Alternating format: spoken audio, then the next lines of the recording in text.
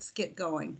The July 14, 2021 meeting of the Board of Zoning Appeals is now in session. Good evening and welcome to this meeting of the Arlington Board of Zoning Appeals, which is also known as the BZA. I am Inta Malice, Chair of the Board. The board is made up of 5 citizens appointed by the Circuit Court. In addition to myself, we have Vice Chair Paul Melnick and members Judy Freshman and Lindsay Arthurs. Also present is the professional staff, including Cliff Hogan, Assistant to the Zoning Administrator, Blake Bowen, Board of Zoning Appeals Planner, Stephen Rissy, the Zoning Prim Supervisor and BZA Secretary, and Patty Petrosini, Assistant to the BZA. Thank you for joining us this evening. Before we start, we will show a brief video that explains how the BZA makes its decisions and how we will conduct tonight's meeting. Good evening and welcome to this meeting of the Board of Zoning Appeals, which is also known as the BZA. For the safety of our board members, county staff, applicants, and participating community members, we are meeting in a virtual format this evening, and all participants are joining the meeting remotely. We are legally authorized to hold this virtual meeting based on the governor's executive orders, legislation adopted by the Virginia General Assembly, and the Arlington County Board's Continuity of Operations Ordinance adopted in March of 2020. Before we call our first case, I will share with you some general information about the Board of Zoning Appeals, and then some ground rules on how we will conduct our virtual meeting. The board's powers are prescribed in the Code of Virginia and are set out in further detail in the county zoning ordinance adopted by the county board. The Board of Zoning Appeals does not have the power to rezone property or to amend the regulations set forth in the ordinance. That authority rests with the county board. This board does have the authority to do 3 things. 1, we can approve use permits that allow modifications of placement requirements of structures on 1 and 2 family lots where there is no option in the zoning ordinance to allow for such modifications. 2, we can grant variances from the specific requirements of the zoning ordinance. And 3, we can decide appeals of decisions of the zoning administrator. When approving use permits, the Board of Zoning Appeals may impose conditions that it deems necessary in the public interest, including limiting the duration of the use permit. In order to approve a use permit, the law requires that the board find that the proposal meets certain conditions and that the use permit will not adversely affect the health or safety of persons residing in the neighborhood, will not be detrimental to the public welfare or injurious to property or improvements in the neighborhood, and will not be in conflict with the purposes of the master plans and land use and zoning related policies of the county. To do this, the BZA shall consider 1, whether the modification will promote compatibility of development with the surrounding neighborhood because the structure's overall footprint, size, and placement are similar to the structures on properties surrounding the lot in question. And 2, whether the modification will help preserve natural landform, historical features, and/or significant trees and foliage. When granting variances, the burden of proof is on the applicant to prove by preponderance of the evidence that the improvements meet the following criteria. Whether the strict application of the ordinance would unreasonably restrict the utilization of the property, or that granting the variance would alleviate a hardship due to a physical condition relating to the property, or the improvements thereon at the time of the effective date of the ordinance. Whether the granting of the variance would alleviate a hardship by granting a reasonable modification to a property or improvement thereon requested by or on behalf of a person with a disability, and whether the property for which the variance is being requested was acquired in good faith and any hardship was not created by the applicant. The board also considers whether the variance granted will not be of substantial detriment to adjacent property and nearby properties in the proximity of the geographic area, that the condition or situation of the property concerned is not so general or recurring a nature as to make reasonably practical the adoption of amendment to the ordinance, that granting the variance will not result in a use that is not otherwise permitted on the property or change the zoning classification of the property, and that the relief or remedy obtained through the variance is not available through a special exception process as provided for under the zoning or subdivision ordinance. When deciding appeals of the zoning administrator, the board must use its judgment to determine if the administrator was correct. Now for tonight's meeting procedures. The staff reports for each case on tonight's agenda can be found on the BZA website. Staff has placed a link to the agenda in the chat section of the session. If you have not seen the report for your case, you may wish to review it before your item is called. Staff has also placed a link in the chat for supplemental material received after the staff reports were prepared. The order of our meeting is as follows. First, cases will be called and staff will give a brief report and provide their recommendation. Following that, board members will ask any questions of staff they may have. Next, applicants or their representatives will be given an opportunity to make comments to support the application or appeal. Then, if there are speakers for the item, we will call them one at a time. After we hear from speakers for and against the proposal, the board may permit the applicant a brief opportunity to clarify any points. The board may also ask questions of any of the speakers, but we do not permit and will not condone any cross-examination or direct questioning by others. We have deemed the following time limits for applicants and speakers to be sufficient. 20 minutes for applicants of appeal, 5 minutes for applicants of use permits and variances, 3 minutes for speakers representing organizations, and 2 minutes for those speaking as individuals. After the board has gathered all the information we need and has discussed the case, we will decide the matter by voting on a motion duly made and seconded. A majority is needed to approve any motion. Any appeal from the decision of this board must be made to the circuit court in accordance with state law. Now, here are some specific instructions about how this evening's virtual meeting will run. Tonight's meeting is available to stream from the county website via a Microsoft Teams link.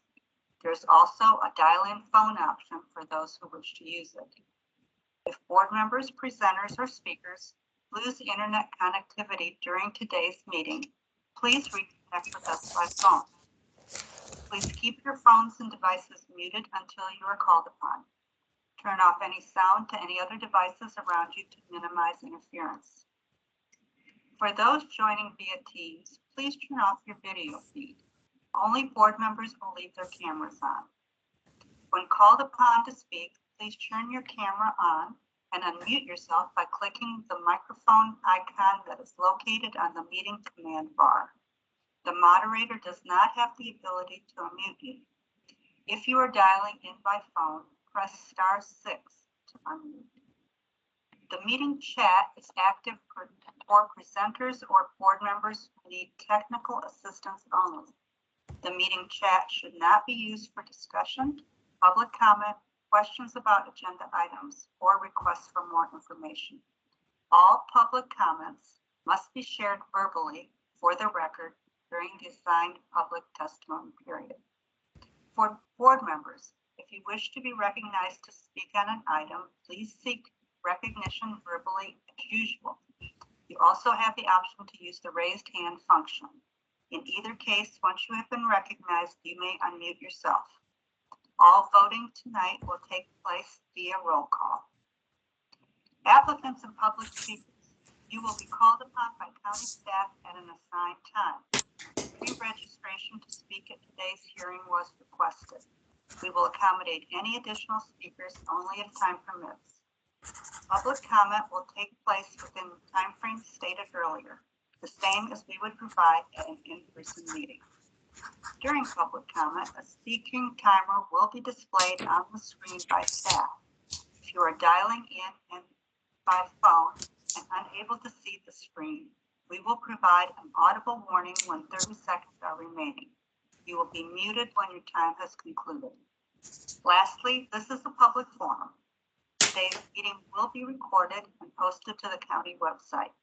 All information associated with today's meeting, whether written or spoken, is subject to the Freedom of Information Act requirements.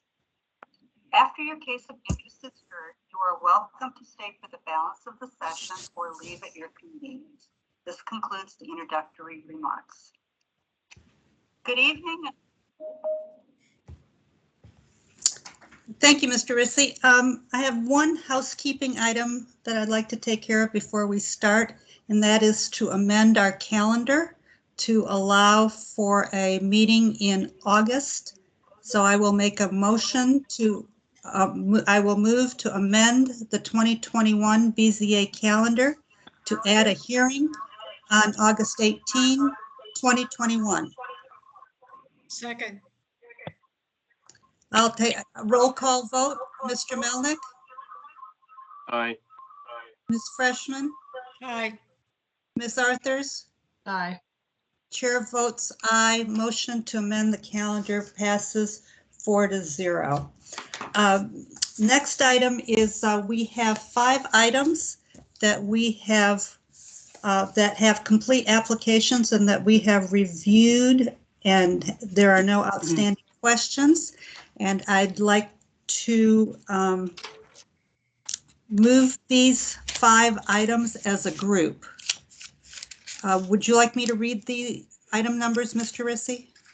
Yes, please. All right.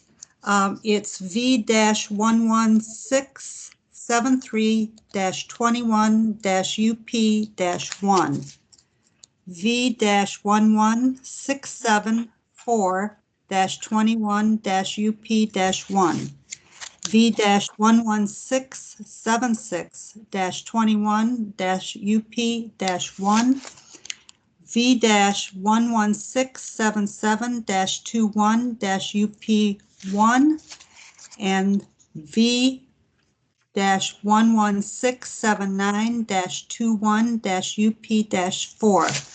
All of the applicants have been apprised that these items are being moved out of their regular agenda order into the beginning of the meeting. Correct. Mr. Rissy, will you call these items? Yes. First item is case number V-11673-21-UP-1. It is a use permit request by Michelle Clancy on behalf of Prensa and Salvetta Callet. The owners permit a rear setback of 13 feet to the deck instead of 21 feet as required regarding new rear deck in the R5 zoning district on the premise known as 1558 12th Street South. The second is case number V-11674-21-UP-1. It is a use permit request by Ron Mirzak on behalf of Carl and Millie Young. The owners submit a street setback of 14.5 feet to the porch, 14 feet to the porch eave, and 13.6 feet to the roof eave instead of 21 feet to the porch and roof eaves, 19.5 feet to the porch eave as required from 6th Street North. There are a new front porch and roof eave extension on an existing one-family dwelling on a corner lot in the R6 zoning district on the premise known as 6005 5th Street North. Case 3 is case number V-11676-21-UP-1. It is a use permit request by Mark Cuppard on behalf of Timothy Ryan and Sylphank Ryan, the owners, to permit a street setback of 21 feet to the wall, 20 feet to the eave, 19 feet to the window well from North Hartford Street instead of 25 feet to the wall, 21 feet to the eave and window well as required, and to permit a rear setback of 2.3 feet to the accessory building, 1.8 feet to the eave instead of 10 feet to the wall and eave as required from the rear property line regarding a new 1- and 2-story rear addition and modifications to a detached accessory building on a corner lot in the R6 zoning district on the premise known as 3153 Key Boulevard. Case 4 is case number V-11677-21-UP-1.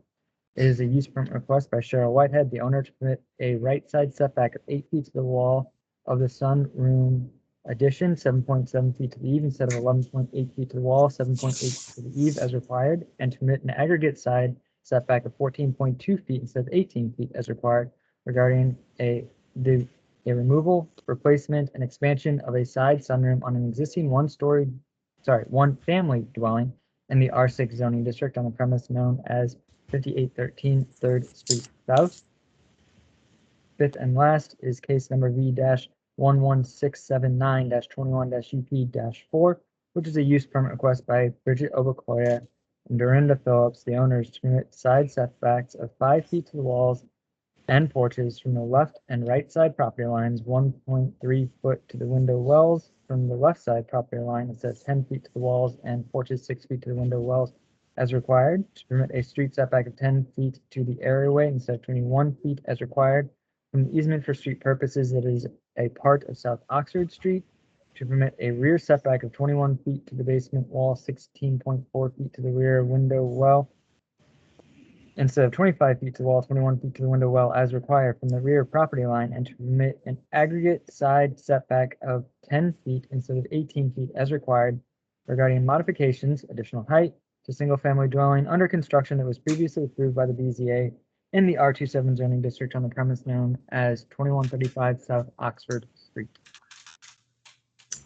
Mr. Rissy, I see from the participants list that all of the applicants are present, except I don't see Miss Obakoya. There are some people that have phoned in, and I don't have names for. May I speak? This is Bridget Obikoya. I'm showing as B McCarnell, and I'm not sure how to change that. That's I am fine. Just wanted to make sure you were here. Okay, we have, Mr. Rissy has read these 5 items. Is there anyone here who wishes to speak on any of these items? If they do, we will not approve it in this batch, but we will hear it in the regular order that appeared on the agenda. Is there anyone that wants to speak on any of these items? Okay. Is there a motion to approve this group of items? Ms. Freshman? Yes, I move approval of the 5 items read by Mr. Rissy. Is there a second? The 5 items have been moved by Ms. Freshman, seconded by Ms. Arthurs. Is there any further discussion? I will call the roll. Mr. Melnick? Aye. Ms. Freshman? Aye. Ms. Arthurs? Aye, but Stephen has his hand up. Oh, sorry. Yes, Mr. Rissy. I was just looking for clarification. With approval, we mean adoption of the proposed resolutions given by staff for each case with the conditions therein, The one-year approval? with the addition of that. Yes. I'm sorry, we muddled that, didn't we? Yes. So the motion maker and seconder, do you agree to the 1-year condition? Yes. Okay, so we're to 1 year now. And then Mr. Rissy, what else did we miss? I was just clarifying that the motion was to adopt the proposed resolutions given by staff in the staff reports for each of these cases, including the conditions therein. Including the conditions and the 1-year expiration date. Of the 1-year expiration. Thank you, Mr. Rissy. That was very helpful. To make sure that we got that correct. All right, now we will move to the remainder of the cases on our agenda. Will you call the first case or next case, case number 1? Before we move on, I just want to clarify that that was the motion and it was approved 4-0, correct? It was approved 4-0. Okay. Chair votes aye. So Mr. Melnick, Ms. Freshman, Ms. Arthurs, and the chair votes aye. All right, thank you.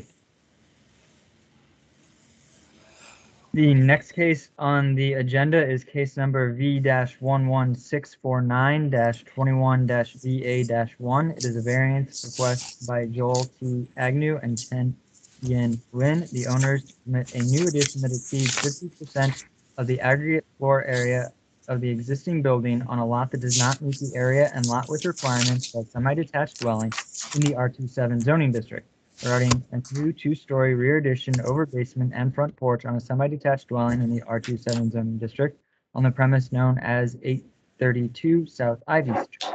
Staff recommends the board adopt the attached proposed resolution approving the variance with conditions.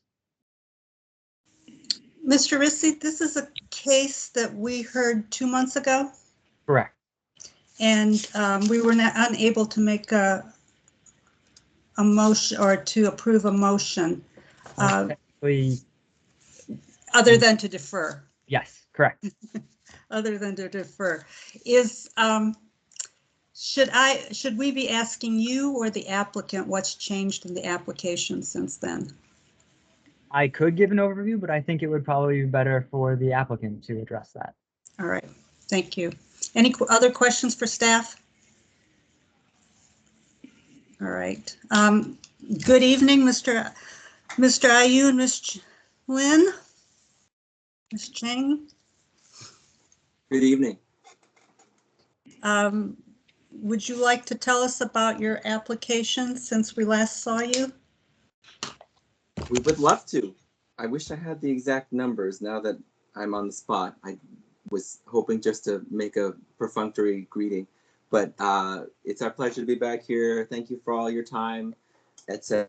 So yes, a few words would be good. We did make a reduction in the proposed expansion. I should have like a spreadsheet or something with the side-by-side numbers. Off the top of my head, actually, staff, maybe you can fill in the gaps. So we were asking for something along the lines of an 80%. Sorry, the variance that we're seeking is to get out of the 50% aggregate floor area of existing building on a lot variance. And I think we were asking 80% at the last meeting, and then we brought it back. So what I do know is it's, if you look at the floor plan of the 3 floors, originally was a 20-foot bump out, and it came 17 feet on the first floor and 18 feet on the second floor with an overhang. I apologize, I don't have the exact percentage of what that brings it down to. That's all right. It's in the staff report. Go ahead. Just a general overview is fine. That's the only changes we made. So the basement also is now 17 feet out instead of 20 feet out.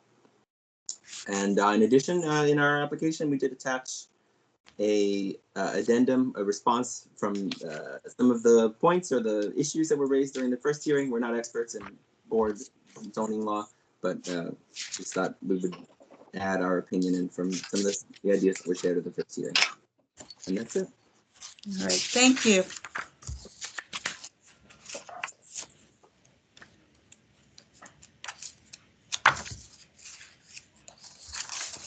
Are there any questions for the applicant?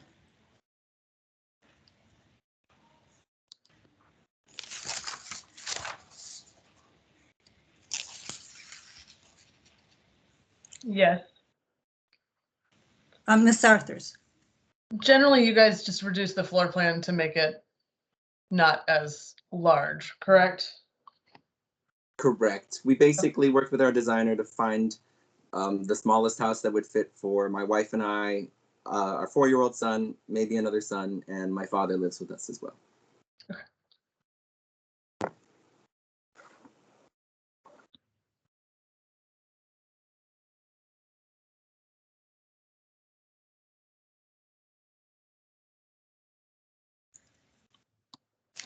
So I see your comment that you're not asserting that zoning laws should be changed. I think some of us on the board felt that zoning laws should be changed in order to accommodate this. Mr. Rissy, I see your hand up. Madam Chair, if it would be helpful, I found the portion of the staff report where we talk about the changes, and I could just list what we have there in the staff report. I think the main issue is coverage. How did the floor area? How did the floor area change? The floor area changed. The basement and first floors were both reduced by 3 feet. The second floor was reduced by 1 foot. And then there was a small expansion of the rear deck. So those are the only changes to the footprint since it was last seen in May. But so the staff report says that we're at 78% floor That area? is the figure that we came up with based off of the aggregate of all three and the porch, which may not have actually been included before. Okay, and 78, and we were around 80? We were very well north of that, I believe. Okay, north of 80. I think we had in the staff report that we were at 80, but because With I'm the, calculations, I believe we did not include the porch as well. all right, So there is actually a more substantial reduction than just from 80 to 78 is what I'm trying to point out there. okay, all right. And Madam Chair, Yes, Mr. Melnick. so I have a question for the applicants. May I proceed? Certainly. Okay, so one of the things that I had an issue with when the case was before the BZA before is, so there's quite a few conditions in order to get a variance, and these criteria have to be met. And if there's a preponderance of the evidence that the applicant has to show in order to prove these things. And so what I'd like to see or hear from you is how, by a preponderance of the evidence, you can show that the condition of this property is not so general or recurring as to make reasonably practical to formulate a regulation which can be adapted as an amendment to the ordinance. So in other words, that your house is not so general or reoccurring. So do you have any proof? And I personally don't I don't accept the argument that just because people haven't applied for relief, that doesn't mean they're out there. Because, I mean, it's speculation as to why people may not be applying. But what sort of proof do you have about your property not being so general or recurring in this area?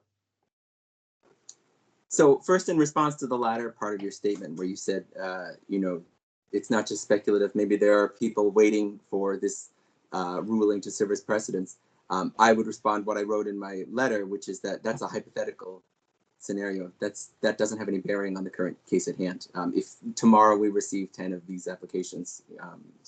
And then to answer your first question, is the property unique? I would have to go through the history of the BZA hearings and find variances that were granted in the past. And then that would be the way I would respond to that, and to say, oh, you gave this person a variance for, a setback or something, but look, there's another house that was similar to that. So I don't have that kind of knowledge of the case history, but I'm going to guess that you've probably granted variances in the past to houses that had shared some sort of feature or some sort of similarity with existing houses in the same zoning district, but I can't confirm that. So, Mr. Melnick, just let me interject while you're formulating your thoughts. We've granted variances in the past, but they have to meet criteria. And one of the criteria that Mr. Melnick is emphasizing is that you need to show that your property is different from other properties in this district, in the same district, not necessarily even the neighborhood, but in the district, and that is your justification for relief. That is always the justification, is that it's a one-off, that there's something unique about this property, that it's not like other properties. Madam Chair? Yes, Mr. Melnick. If I could state that in the letter that, dated July 14, 2021, from the applicants, when they're discussing this criteria, they actually say, indeed, our property is surrounded by similar properties. Mm-hmm. And so, just even in this letter, it just looks like it's similar. And we've run up against this before, and it's very tough in this particular zoning district. This particular 50% rule, because we talked before about this needing to go to the county board because of these whole neighborhoods, But it's true. This is the criteria. This is really the discussion we've had before too. But I'm truly looking for something that makes this unique.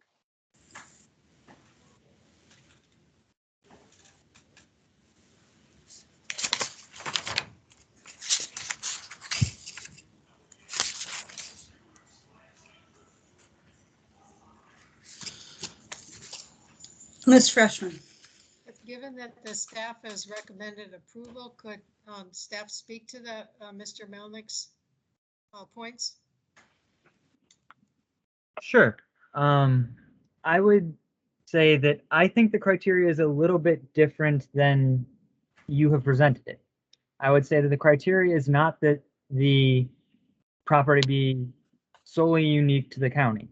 I would say the criteria is that the condition of the property be unique enough amongst all of the properties in the county that it isn't reasonably practicable for the county board to change the regulations for all of the properties that need this relief. And there are situations where it was determined that the condition was so general and reoccurring that the county board decided that it was important to change the zoning ordinance so they didn't have to be applied for as variances.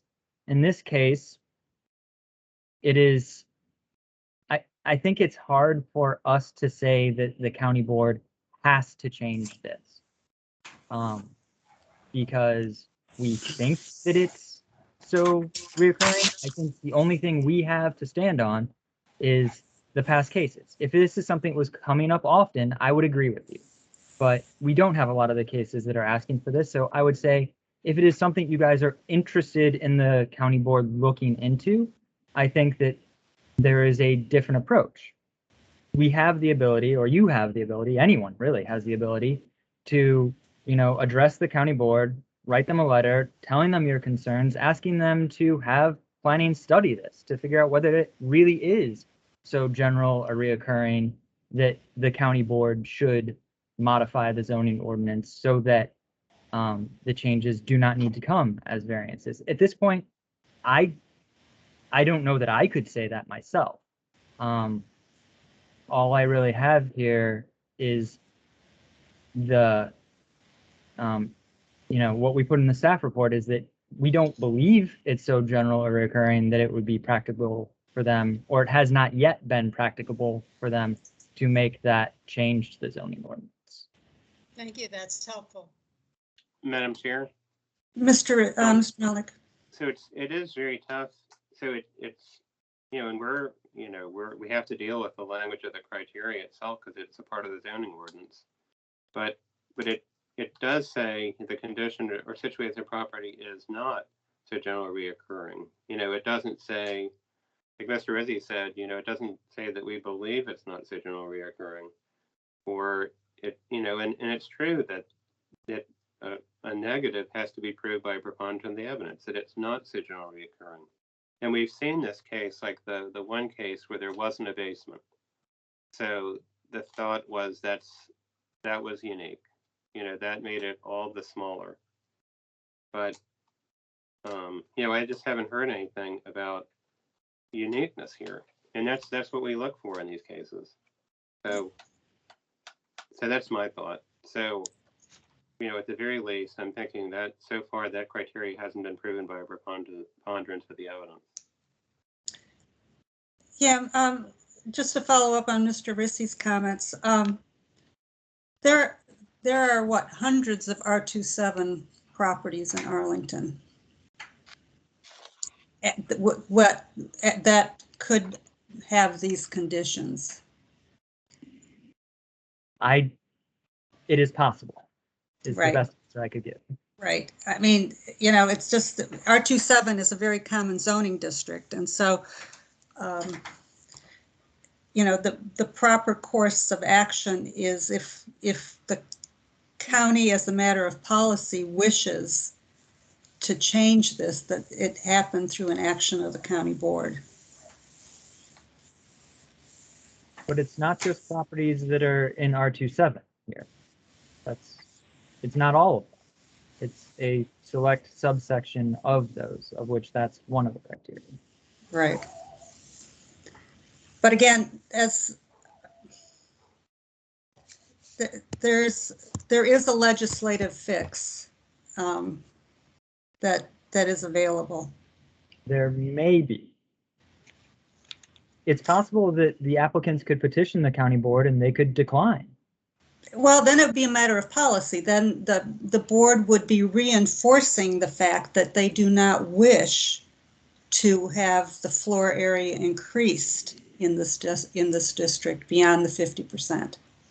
See, there's a policy question here, and that is, and we don't know that. Does the board prefer that these smaller homes remain small and therefore provide variety of options, or does the board find that it, would prefer that that homeowners are allowed to make these much larger and make them more similar to other size homes, perhaps. But on the face of it right now, the policy as it's in this ordinance is that they do not want expansions to exceed 50%. So, without further study, it's hard to justify that that this is something that the board wants, or And Madam Chair, Mr. Melnick. and so just so the applicants know, I think we went over this before, but this isn't subjective. Like it doesn't have to do with the use of the property, because I play the piano. I totally understand the need, for the piano. I appreciate your neighborhood concerts, the fact that you have extended family living in the property. So, I'm fully supportive of all that. But just so you know, we're just looking at the wording of the ordinance. So it really, so it's not, we're not disparaging at all what you do in the property. I have high respect for it. So I just wanted to let you know about that. Mr. Melnick, we do not take it personal, any of the well-founded opinions of the board. I also would just like to point out that there are more words than just not so general, but things that have already been said. The reasonably practical is anyway. I won't speak to that. Thank you very much. We don't take it personally. Okay.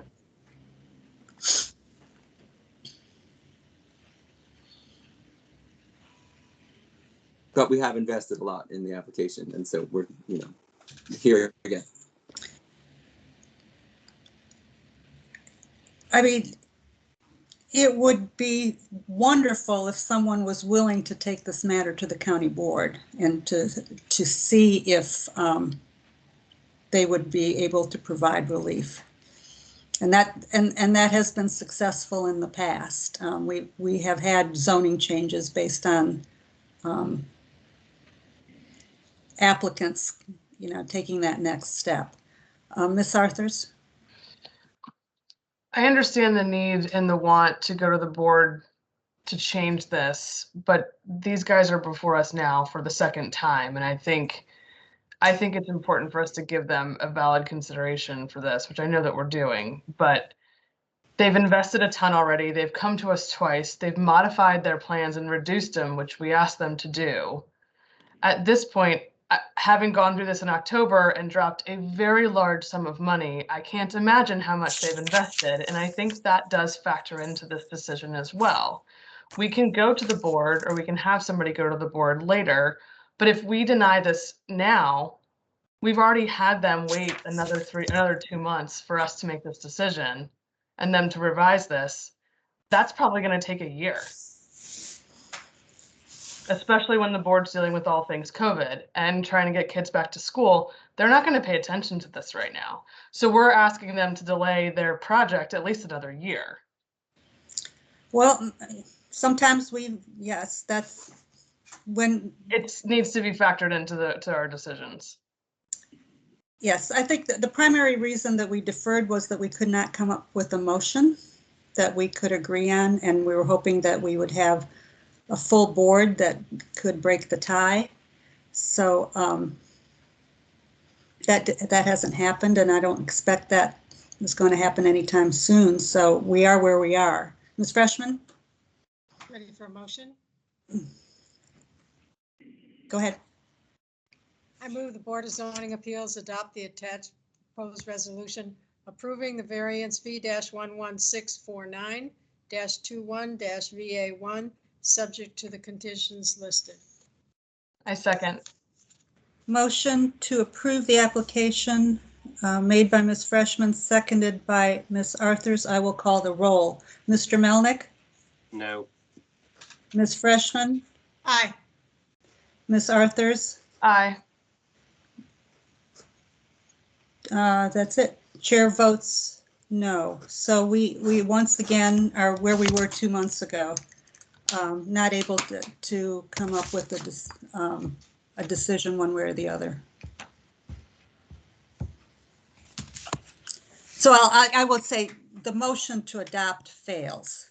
I will say that the motion to adopt fails. I suspect a motion to deny would also fail. So we're in a case where we literally are not going to take any action on this case. We can keep kicking the can down with down the road with the deferral, but I think the practical answer right now is that we are not taking any action on this application.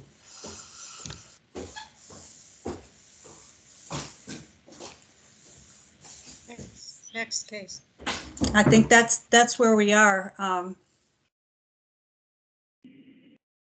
It's not the answer that you wanted, and I hope that we can get past this. But it's it was difficult last time this came up, and it's not going to get any easier.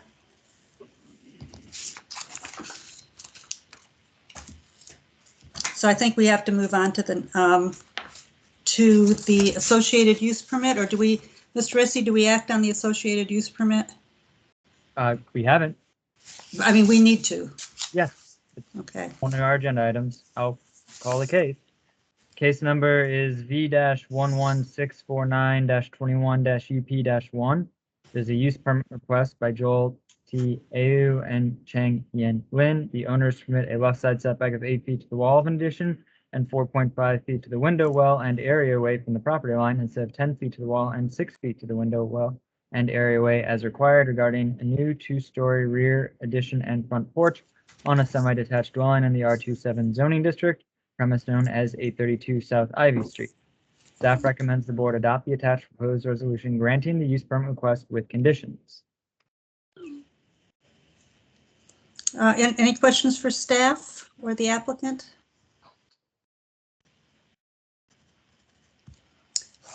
Is there a motion? Madam Chair. Mr. Miller. So I have a question about just the process, because it appears that this use permit, that its contents are conditioned on the variance being approved. That's correct. And so, I don't see how we could have a motion in any manner, to approve it. And so, it seems to me the only motion would be to deny it. Would you agree, Madam Chair? I guess we're getting into an area that I really have not come up again. We certainly can't approve it because it is dependent on a variance that we've taken no action on. I can make it. It looks like Ms. Freshman has her hand up, but I'll make a motion if need be. All right, Ms. Freshman. Well, I was going to ask staff's opinion, but it seems to me that either you take no action on it or you deny it, and maybe it's better to have a motion to take no action if there's such a thing. And then I would also add to that I hope staff will work with the applicants for whatever creative suggestions they have, including, of course, involving the county board. Because I agree with Ms. Arthurs that this has been a long slog, and there's nobody at fault on either side, but it's a very unsatisfactory outcome.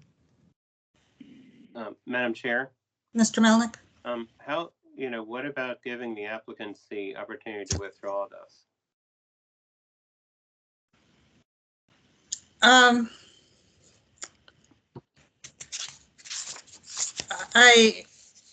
I don't know if that's to their advantage or not. Mhm. Wouldn't Ms. that- Arthurs?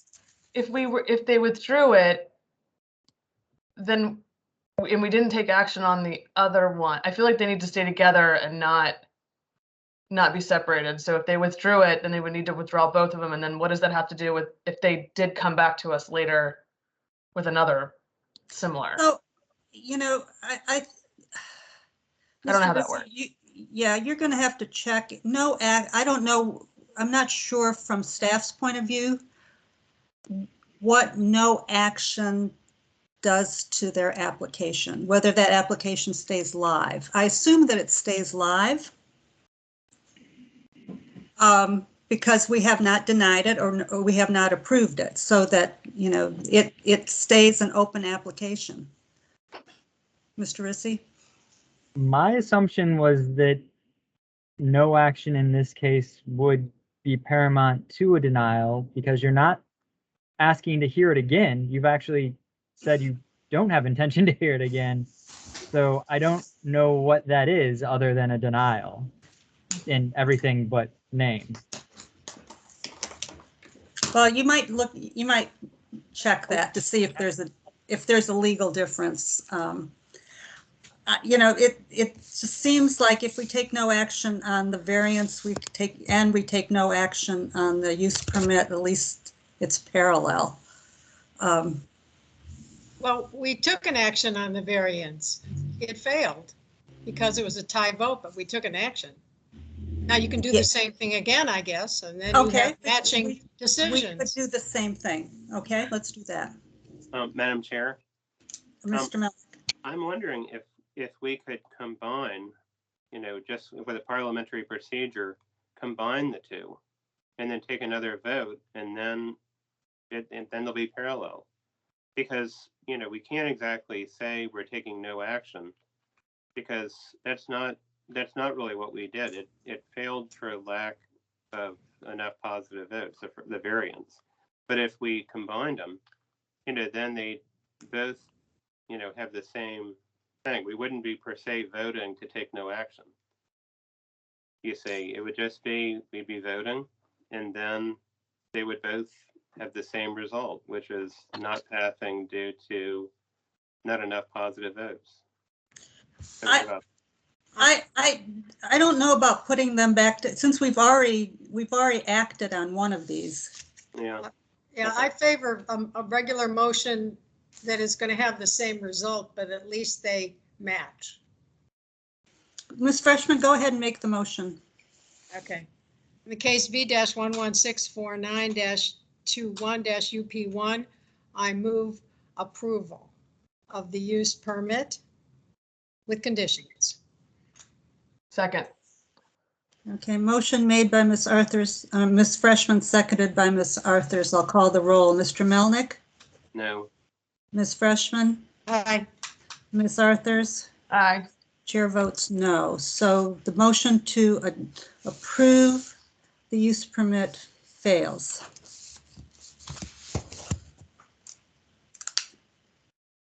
I think now we're done.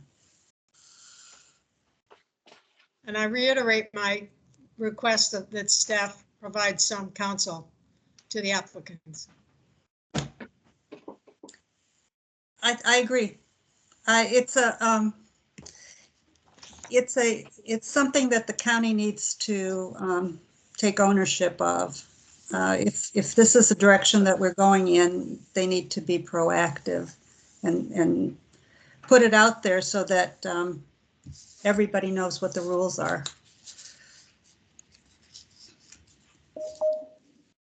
All right, we're going to move on to the next item. All right, the next item is case number V-11647-21-VA-6.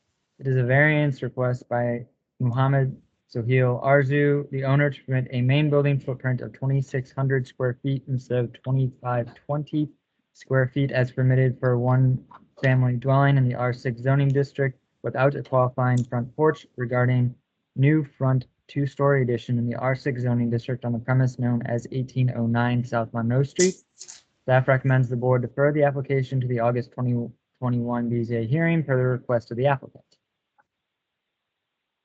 Mr. Rissy? Yes.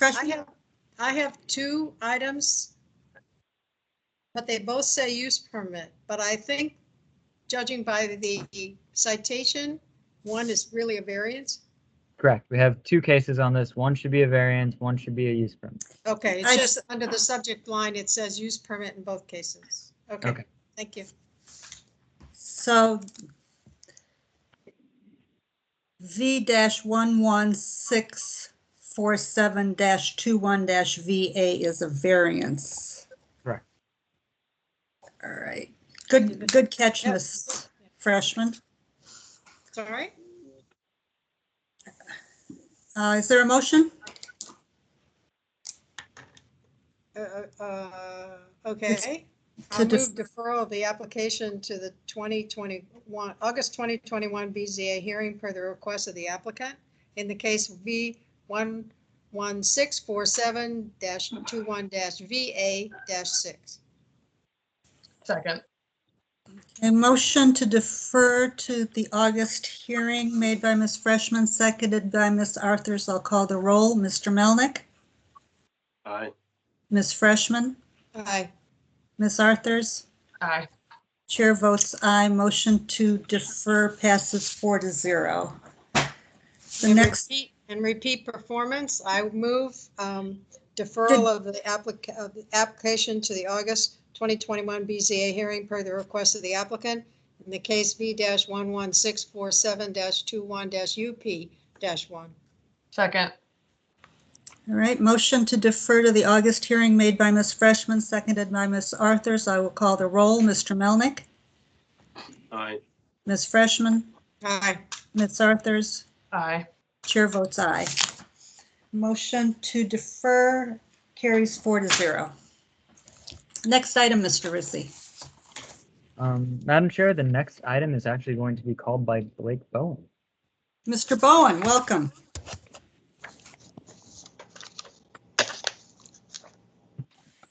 Good evening. Thank you, Madam Chair, members of the board, and hello to members of the public. The next item is case number V-11659, 21-VA-1. It is a variance request by William Lawson Jr. on behalf of Rebecca Hunter, the owner, to create a non-conforming lot with a width of 50 feet in the R6 zoning district instead of 60 feet as required, reason subdivision of a non-conforming with existing structures lot in the R6 zoning district on the premises known as 4313 4th Street South. Staff recommends that the board adopt the attached proposed resolution denying the variance request. An alternative resolution has been provided should the BZA to see fit to approve the variance request as advertised. Thank you, Mr. Bowen. Any questions for staff? Ms. Arthurs? This was deferred from last month at the applicant's request, right? Correct. Okay. Ms. Freshman, do you have your hand up? Oh, sorry. Okay. No problem. All right, let's hear from the applicant, Mr. Lawson. Thank you. evening. Can you hear me okay? So far. Okay, great.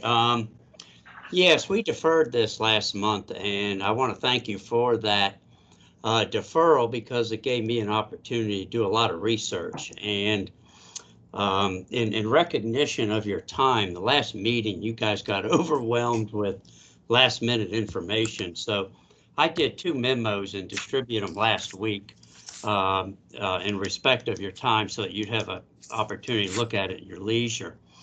It gave me an opportunity to explain my understanding of what hardship is.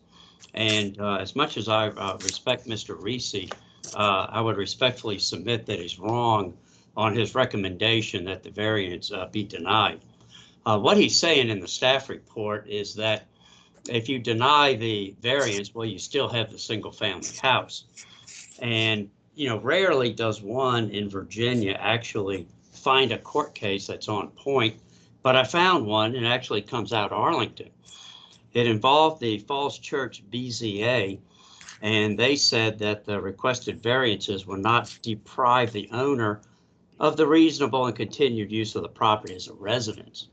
What Ms. Alper said was that the question posed, and therefore what the court must answer, is not whether continued use as a house is reasonable. The question is whether failing to grant the variance is an unreasonable restriction on the owner's utilization of the property. And what Mr. Reese is citing, and I know he, you know, we lapse into this on a occasion, is the Cochran standard.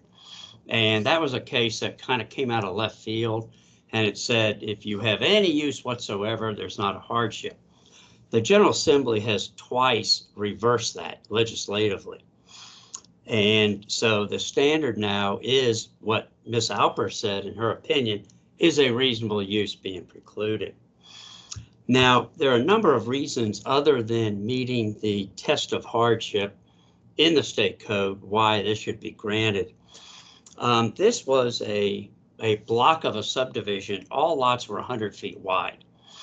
And through the years, they all went to 50 feet. And the legal advertisement for the variance was create a lot. Well, the lot's already created. What the variance would do would be to legally ratify the lot, so to speak, and allow part of it to be conveyed out. Now, this lot was created by a meets and bounds, and that was done before the modern subdivision ordinance. But I shared with you all several examples of lots that are to the left of Ms. Hunter's lot, where the BZA granted variances, and they granted variances so that lots could be cut in half. Some of them front on South Pershing, and they actually have homes built on them. And all Ms. Hunter wants to do is convey out a part of her lot, and it will not be buildable. It'll just switch ownership of the rear part of it. This situation has existed for many, many years. There's no changes that are happening due to it. And then finally, this is kind of following up on the previous case. There are not many lots that actually have this situation. And this subdivision was done prior to the first ordinance, which was 1930. Our modern ordinance was done in 1950. And I shared with you all my analysis is by no means exhaustive, but I took the 1952 book that shows all the subdivisions in Arlington County, and I went through it and I took pictures of what I thought were situations that could be considered comparable.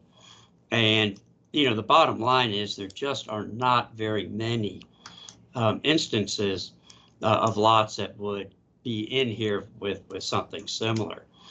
I would respectfully submit that pretty much everybody in this block has re-subdivided their property in one way or another, and it would be very unreasonable to deny this to the property owner. Thank you very much. Thank you, Mr. Lawson. Any questions for the applicant? Yes. Ms. Arthurs? I feel like I didn't look at this last month because it was deferred, but she's subdividing her lot to give the lot to 506 just so they have a bigger lot because she's not using it? Is that the only reason why? Yes, the lot is very long and narrow, and when you physically walk out there, and I think perhaps one of the owners will speak, but when you walk out there, I mean, it's very, very long, and in the rear part of it, she doesn't even have any use for it. And it's much more logical that it be added onto the lot that abuts it. And so all we're going to do is create an outlot, and then she'll convey it to her neighbor. No new house will be built, anything of that nature. Madam Chair? I think Ms. Arthur's, I think, still had another follow-up question. Okay. Yeah, I'm so it's not very often that someone just does this to take land away from their property. Usually they're trying to do things on the property that exists. I'm assuming that the interest is that she's gonna get money for that outlot, and that's what's behooving this even happening, right? I would think so. Even if it's nominal, that's what's in it. I just don't see giving away part of your land. It just seems like a lot to go through. Yeah, there would be a payment of consideration for it. It's not going to be, value of a building lot, but it does have some value. And in the picture, you can kind of see, and the owner's going to speak here momentarily, but he has an idea of what he can do with that property to expand the rear yard. Got it. Okay, that's where I was going. Okay, cool. Thank you. Mr. Melnick? So are there any pictures of, the beyond halfway back of the lot? Because it's from that aerial picture, it's hard to see, whether, oh, there you go. I guess, yeah, it looks like a pretty straight shot all the way back. It was hard to tell if it was woodsy or what. And what is the current use? Is it being used just for lawn, or are there gardens back there? I don't really know. It's been a while. Gosh, it's been almost a year since I was back there.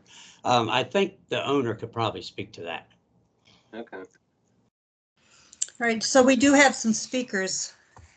Let's hear from them, and then we can know who to direct our questions to. Mr. Rissy, is there a speaker list? Or Mr. Bowen. No problem. We do have a speaker. I believe it's Jeff Lamarand. Okay, Mr. Lamarand.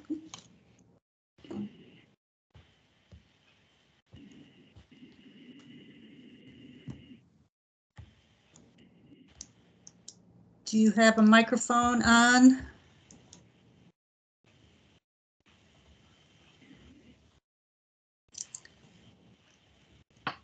I don't actually see that name in the participants list.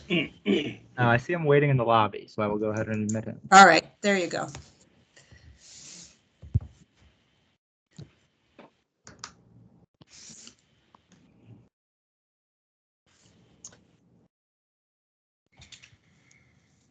All right, he should be admitted now. Mr. Lamarand, are you with us? Yes, I'm with you. I was waiting patiently here in my hotel room, wondering if I was going to get in. I'm assuming my attorneys are done and everyone's spoken, and I'm in here to talk last. All right. Where do you live? I am at 304 South Taylor Street. Okay, so you abut the property in question. Correct. I'd be the potential buyer here. All right, go ahead. Okay, yeah. So I don't know what was said before, so I don't know how much I could be repeating and adding to. And man, you had me here laying down, so I was surprised to be called in. But thank you at least for giving me a shot here in the end. I maybe should just mention I spoke with all the neighbors. I was the one who collected the signatures. Everyone thought this was super reasonable. We didn't have anyone oppose. A couple people who didn't sign not because they wouldn't support, but just because they thought it was strange. Some guy like me was knocking on their door and asking for a signature.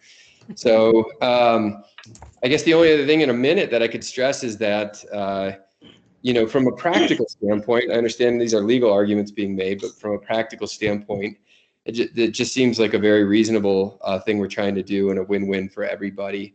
Obviously, the current owner is, interested in selling. I'm interested in buying. But also the neighbors, I think, for the most part, is interested in us acquiring because we would beautify the property, which right now is just kind of, it's landlocked by fences and ignored. You know, hopefully that came across in the presentation before, but just, you know, from a neighbor perspective, from my perspective, it just seems like everybody wins if we're allowed to do the transfer. And so I'm hoping, obviously, that there's you know, reasonable legal basis to do so. But beyond just, you know, voicing, you know, the common sense of it all, I don't have too much more to add. Okay, thank you. Stay tuned. Okay, great. Thank you so much. I have a question for Mr. Lawson.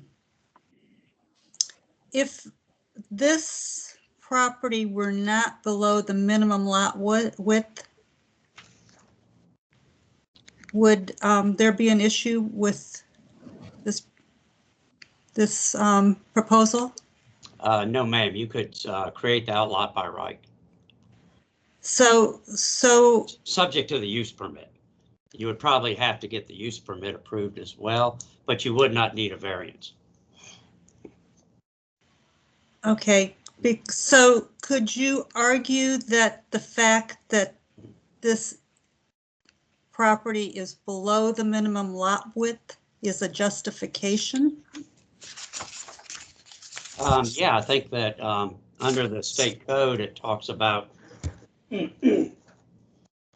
got it here, talks about due to the physical condition,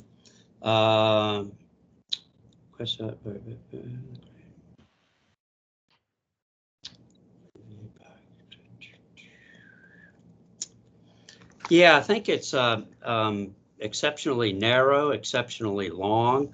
And remember, this was subdivided by right. I think, you know, I didn't go all the way back and run title, but I think it was subdivided prior to the 1950 ordinance when this area was zoned R3. And all the lots in this whole entire block are 50 feet wide. Mm-hmm. It will, if this outlot is created, will the Hunter's property be below the required lot area? Oh, no. She has a lot of area. Okay. So the question is to me, is whether being below the minimum lot width could be considered a hardship in this case. It was at least 3 other times that you know, I asked Mr. Reese to pull the old variances that the BZA granted, but in your package you should have where at least 3 variances were granted to allow the subdivisions by her neighbors. And let's see, 1, 2, 3, 4, 5 of them actually have houses on them that front South Pershing. And all she wants to do is convey vacant land to her neighbor. Do you know the justification for those variances? No, Steve was going to try to get them, but I don't think he was able to accomplish that in time for tonight.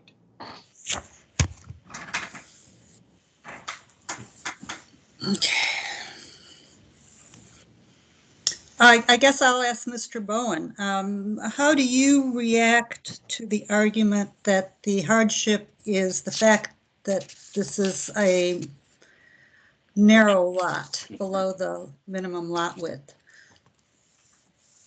Yes, a 50-foot lot in the R6 district is not especially uncommon. We see it in many of the surrounding properties. As Mr. Lawson indicated, many of the houses on the same block that were previously zoned R3 are 50 feet themselves. So we do not find it to be a rare occurrence. It seems to be a pretty common occurrence. So our thoughts as staff is that is not necessarily a hardship. Well, is it okay if I rebut that? Yeah, we're going to try to avoid crosstalk here for a minute, and just to avoid that, I have a couple of hands up, JC and LA. I'm trying to figure out if those are related to this case. Oh, that's Lindsay. I was like, Okay. oh, I like LA. Who is that? That Miss Arthurs, do you have your hand up? I think Miss Freshman was first. I'll let her go. All right, go ahead, Miss Freshman. Yeah, I believe, Barnes, that you said that there's no plans for any development of this outlot. And given that there are other dwellings that front on it from Pershing Court, would that be the potential purchaser would agree that under no circumstances there could be any structures? Any structures, not a shed, not a swimming pool, nothing. Well, I think I'm not sure he would be necessarily willing to commit to that, but he would be willing to commit that there won't be another house. It'll be an outlot. It'll be added to an already existing lot, so you can't in turn subdivide that for another dwelling unit. But I could see that he might want to put a gazebo back there or something. I would hate for him to buy it and then not able to use it if his kids wanted a swing or he wanted to put in a pool or something of that nature.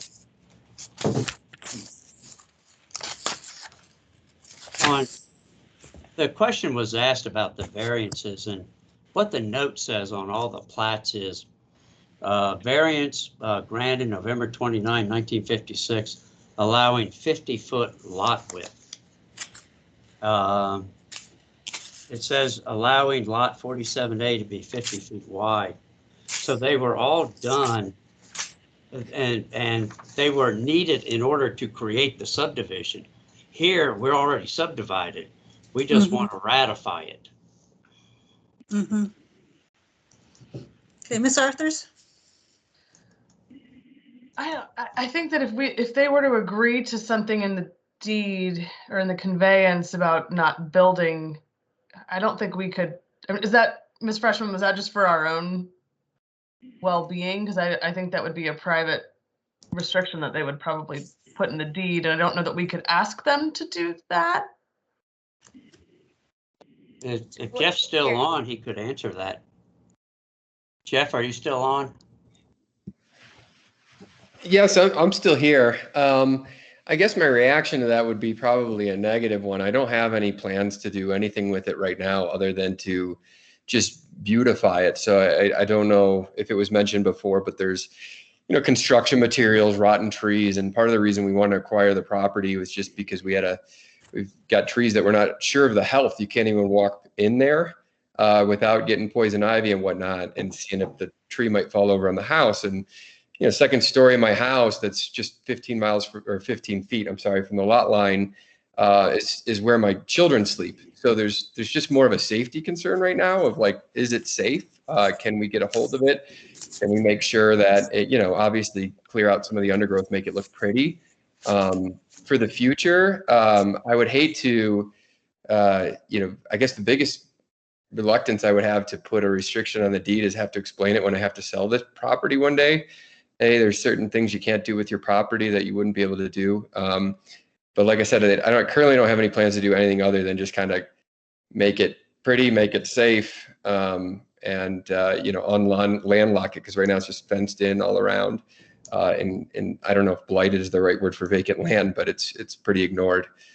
Is it beyond that wooden fence? It is, yeah. So you could see Rebecca, the seller, the potential seller here, has already kind of landlocked it off from her own lot. It's showing what kind of use she has for it. But it's, again, so far from her house, but so close to mine. So it's fenced on all four sides, or all correct. Five sides. Yes. Mr. Lawson, I'm sure that you've noticed this, but there's a gap in the adjacent property in the descriptions. I did not notice that, no.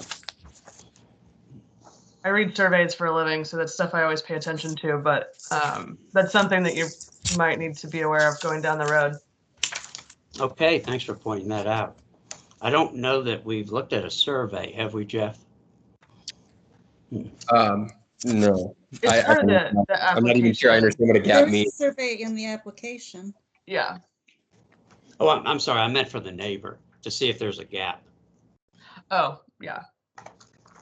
I mean, typically the surveyor would have pulled the deed of record when they were doing the survey, so they probably do, but if it's subdivided land and unless it was conveyed by meets and bounds, it's a little curious that there is a gap, but What it was, you know how back before the subdivision ordinance, people would convey the westerly one Yep. half of a lot. That's how it was done. Yeah, there is a little gap.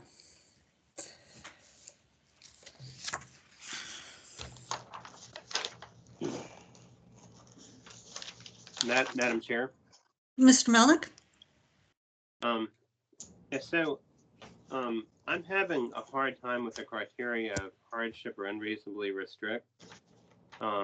Because so this was originally turned into a 50-foot lot in it looks like 65 or 66. So that's about 55 years ago. So it's been like that since then.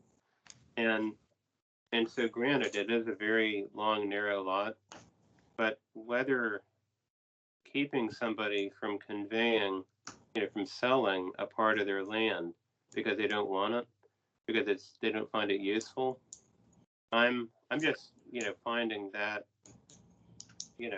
like I don't see that that's been shown, or that, I don't see that criteria, like I just haven't heard it before, because you could run into that with any large lot. If it was oddly shaped or something, if somebody thought it was too big and maybe they didn't want to pay real estate taxes on the whole thing, or they didn't want to maintain the whole thing, then if somehow they couldn't re-subdivide it, that would be a hardship. And so if Barnes could address that, like, what is the hardship here? Is it not being able to sell it? Well, I think it's a reasonable use being precluded. And on this, I don't know how well you can see it, but a number of fellow owners in this subdivision have sold the rears of their lots. And why is it okay for them to have done it, but not her? And on some of the properties that are in between 4th Street and South Pershing, they actually sold building lots. And so you have one long, narrow 50-foot lot, and they created 2 building lots out of it. And that happened on 1, 2, 3, 4, 5 lots. And I think it's, you're denying her the reasonable ability to convey off excess land that she doesn't need. And it's been done by her neighbors. And so I think that's the hardship. Why is she unable to do it when her neighbors have? And what's the answer to that question? Well, I think that's a hardship. That if this were a wider lot, we wouldn't be having this discussion. If the subdivider in 1920, whatever it was, had the foresight to know what the zoning ordinance was going to be, he could have created 120-foot wide lots. We could have created a 60-foot lot, and we wouldn't be here.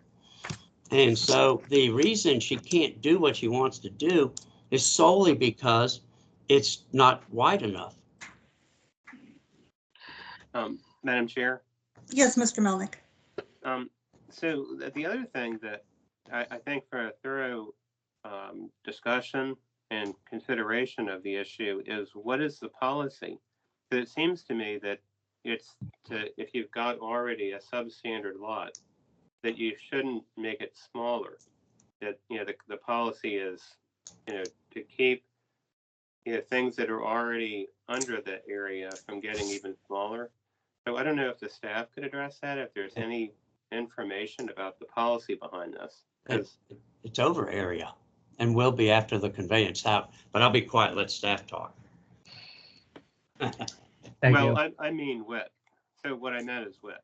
It's substandard with width, but still it falls within the prohibition, and that's why we're here for a variance. So why would there be a policy which encompasses this property?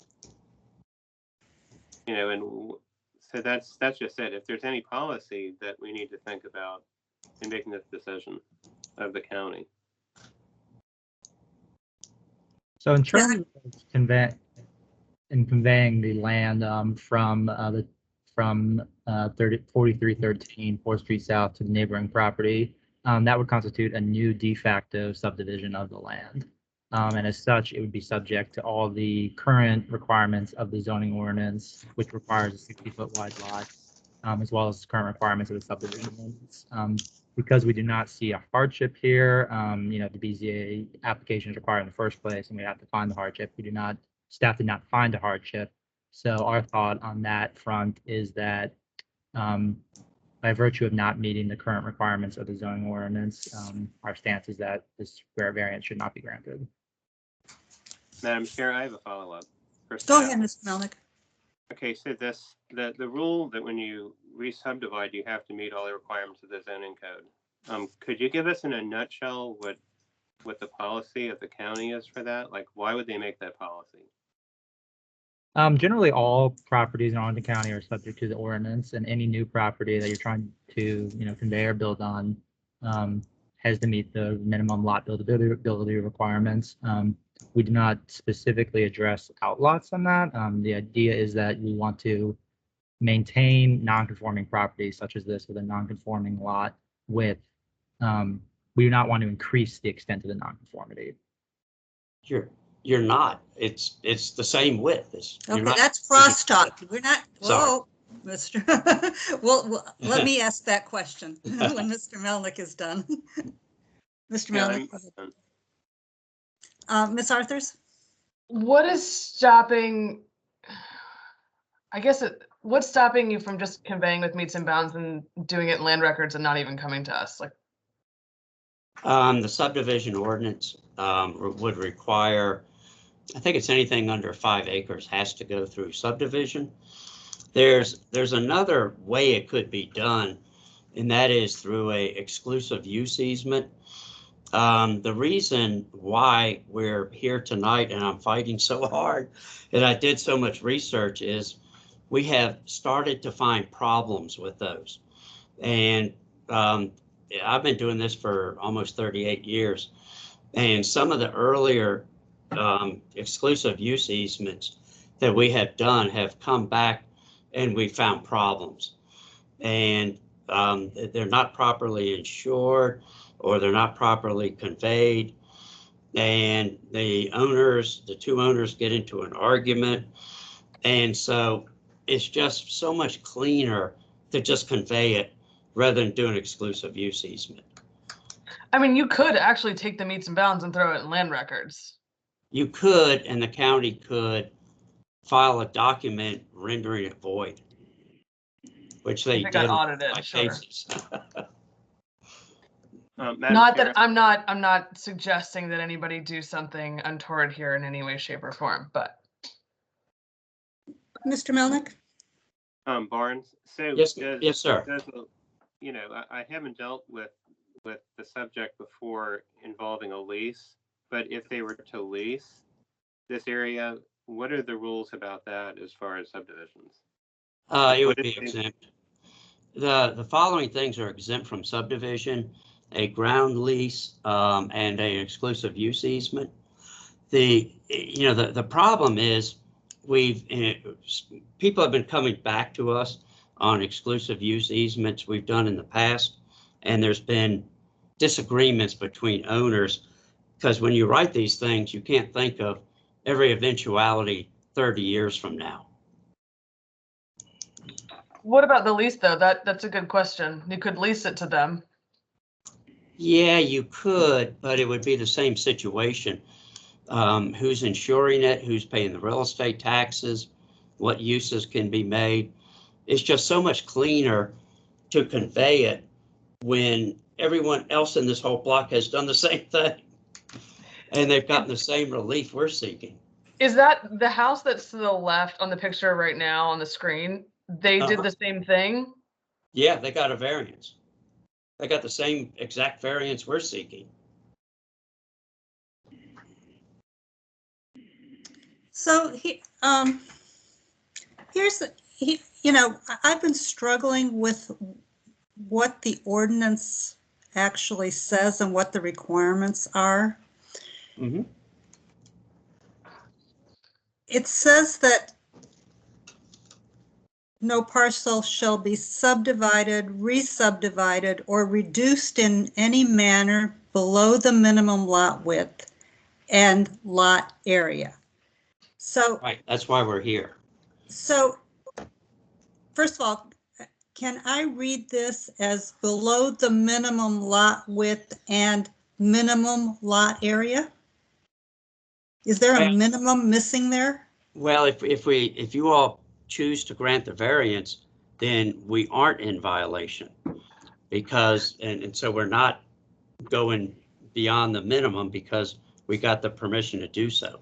No, what I'm saying is, you know, if we were to grant the variance, we would not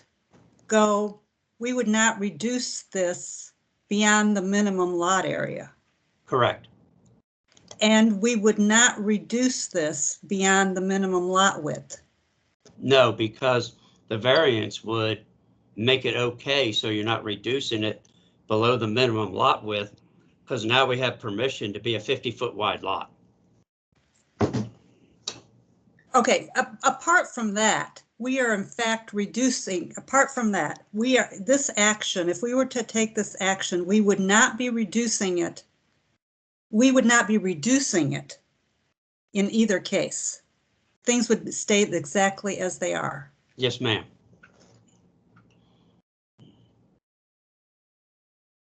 That's what, so that's kind of what I'm struggling with here, is that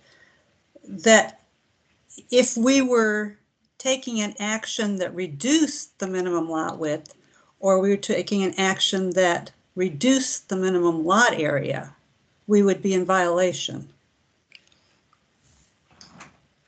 In other words, you know, you used the words, you know, bring it into compliance. That's actually not in here. Right.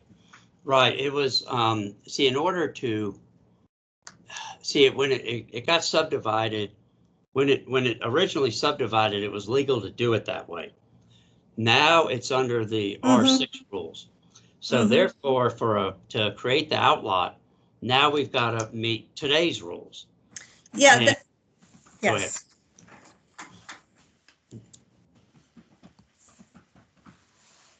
It would be impossible to do anything to this lot and meet today's minimum lot width. You'd have to buy additional land from your neighbor. I think that's right, and then they'd have to get a variance. Then they didn't, yeah, and then, or they just abandon their property. Yeah, that's what's catching me here. But Mr. Bowen. Yes, I think might be a little bit redundant at this point, but this is an existing non-conforming lot of 50 feet. If it's not being touched, it can remain 50 feet as is. The minimum requirements for a new lot in this district, which this subdivision would accomplish, are 60 feet. So therefore, the variance does technically reduce it below the minimum requirements of the zoning ordinance in terms of the lot width. Yeah, this is, board members, are we at a place where we want to try a motion? Are we wanting more time to consider this case, which I'm sure Mr. Barnes Mr. Lawson would love, you know, would be happy to grant us if we thought we needed more time, or there was some element here that needed more research, but I think he's probably done all the research. so the question becomes our judgment as to, you know, if we have a rationale for moving in one direction or another. I'm happy to test a motion, but I'm also happy to let this one rest a little longer if we think we need this. Let's test a motion. Okay.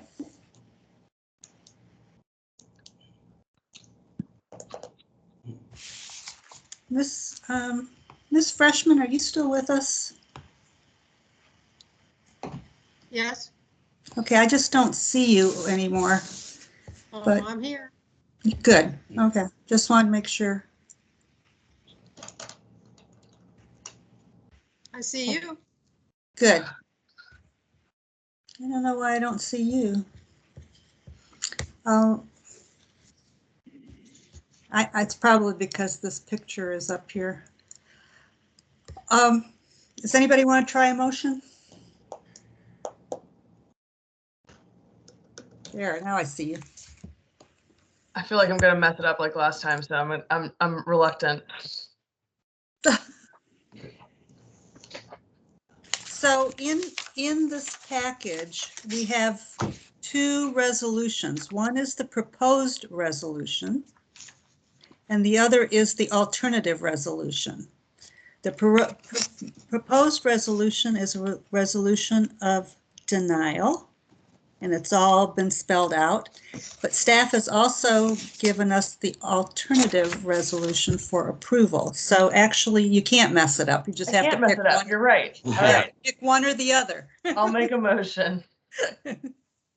Now I feel confident. Thank you. You're welcome. I move the Board of Zoning Appeals approve the variance case number V-11657-21-VA-1. Second. All right. So that is the alternative resolution.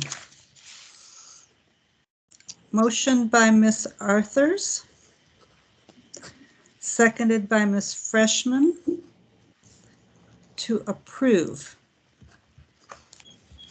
Any discussion? Yeah, Madam Mr. Chair. Melnick? Yeah, Yes. so well, I have utmost high regard and respect for Mr. Lawson. I'm still not convinced on the criteria of hardship and unreasonable restriction.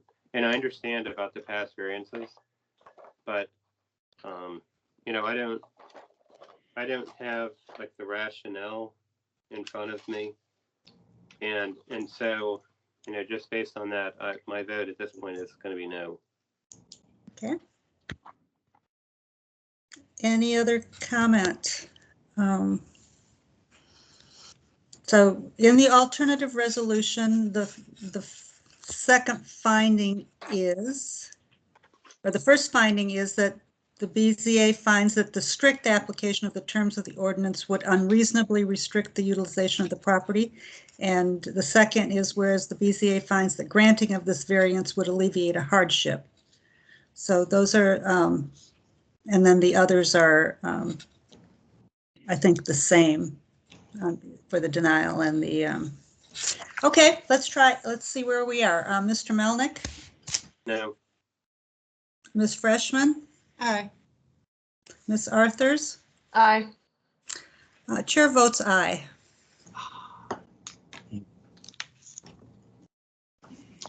I don't have to justify. I don't have to justify my vote after the vote, but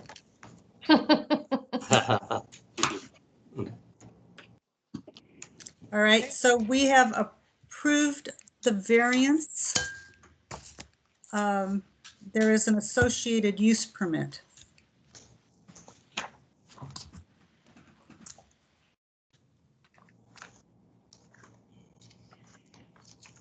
Madam Chair, would you like for me to read the associated use permit? Yes, thank you. Absolutely. Okay. The associated use permit is case V1165921-UP-1. It is a use permit request by William Lawson Jr. on behalf of Rebecca Hunter, the owner, to permit a right side setback of 5.4 feet to the building wall, the front and rear porches, 4.1 feet to bay window, 3.6 feet to the bay window eave, 4.2 feet to the roof and port eaves, 2 feet to the wells, 1.4 feet to the screened air conditioning units. Instead of 8 feet to the wall, 6.5 feet to the bay window, 5 feet to the bay window eave, roof eave, window wells, and air conditioning units as required, and a right side setback of 5.4 feet to the accessory structure, a detached open porch, a detached open porch, 4.9 feet to the accessory structure eaves instead of 8 feet to the accessory structure, 5 feet to the eve as required, regarding the re-subdivision of a non-conforming lot with existing structures in the R6 zoning district on the premise known as 4313 4th Street South. Staff recommends that the board adopt the attached proposed resolution granting the use permit request with conditions. We have also provided an attached proposed resolution, alternative resolution, in the event that you denied the associated variance, which you have not done. Thank you. Any questions for staff? Mr. Lawson, is there anything you'd like to add? Very, very briefly. Again, this is an existing condition. I have very little to add to Mr. Reese's recommendation. The aerial photo that was just up on the screen pretty much shows the situation. You know, there are many lots. Because these were 100 feet, now they're 50. There are a number of lots that have the same situation. That's it. All right, I saw Miss Freshman's hand and then Miss Arthur. As I recall from previous iterations, this is a requirement just to legitimize an existing structure and doesn't in any way make any changes. Correct. Thank you. That was my question. No changes. If there's no questions, let's move to a motion. Motion. Ms. Freshman? I move the Board of Zoning Appeals adopt the attached proposed resolution approving use permit V-11659-21-UP1, subject to the conditions listed in the proposed resolution. Second. Motion made by Ms. Freshman, seconded by Ms. Arthurs. Any further discussion? I will call the roll. Mr. Melnick? Aye. Ms. Freshman? Aye. Ms. Arthurs? Aye. Chair votes aye. Motion to grant the use permit is approved 4-0. Thank you very much. All right. Thank you, Mr. Lawson. Good seeing you. Thanks. All right. Mr. Bowen, are you going to call the next one? Yep.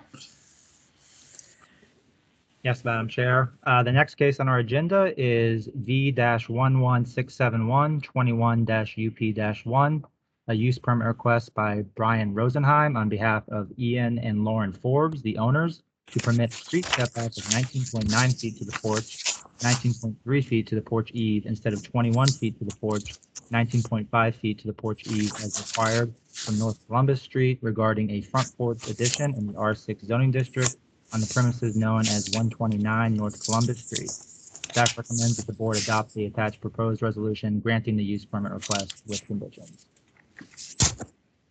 Any questions for staff? Mr. Rosenheim, are you with us this evening? Or the owners, Miss Ian or Lauren Forbes? I am here. I'm Mr. Rosenheim. Welcome. Thank you. Do you have anything you'd like to add on behalf of this application? Yeah, I think it's pretty straightforward, but if you guys have any questions, I'm here. All right.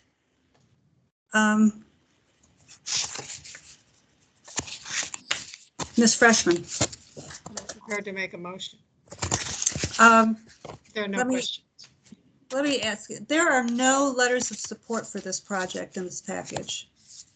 So I was not aware of any requirements for that until I got an email on Saturday evening. I had been in touch with a couple people just to make sure that I had, submitted everything that we needed, and they told me that they had everything that was needed. Were you the person that filled out the application? Yeah. You checked off that you had read and understood the BZA's guidance on neighborhood outreach. That was back when you filed the application. I don't see the date on this application, but did you not check this off saying that you understood the guidance on neighborhood outreach? I'm sure that I did if it's checked off. So that was where it described what neighborhood outreach means? This is the homeowner, if it helps. This is Ian Forbes. Thanks for allowing us to speak. We have verbally communicated with all of our neighbors, and they are all supportive of the project and have no issues with it.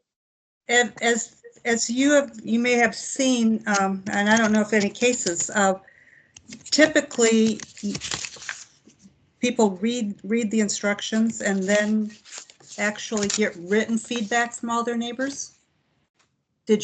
Were you not aware of that requirement? I was not aware of the requirement, no. Okay, so somebody dropped the ball here because they checked off that they understood the requirements. I believe that all of our neighbors also received letters from the county and nobody responded either. So I'd just like to point that out. So the outreach was completed. I'm sorry? So the outreach was it was completed. But we got no letters or no petitions or anything in writing. Is that correct? There's nothing in writing. There's nothing in support. I don't believe there's anything of objection either, though.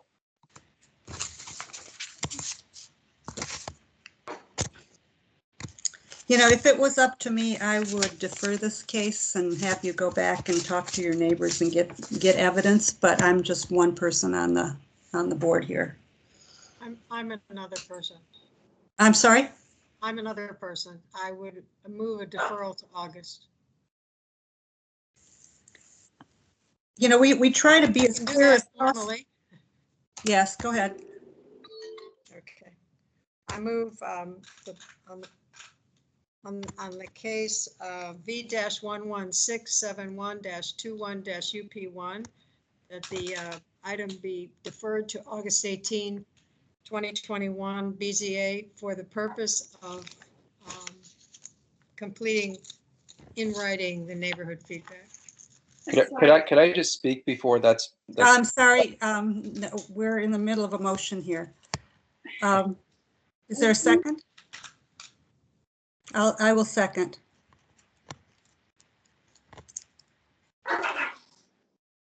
Is there any further discussion? The applicant, Mr. Forbes, did you want to say something before we vote? Yeah, this has been pending with y'all for about 5 months at this point, and it's to extend a porch 1 foot.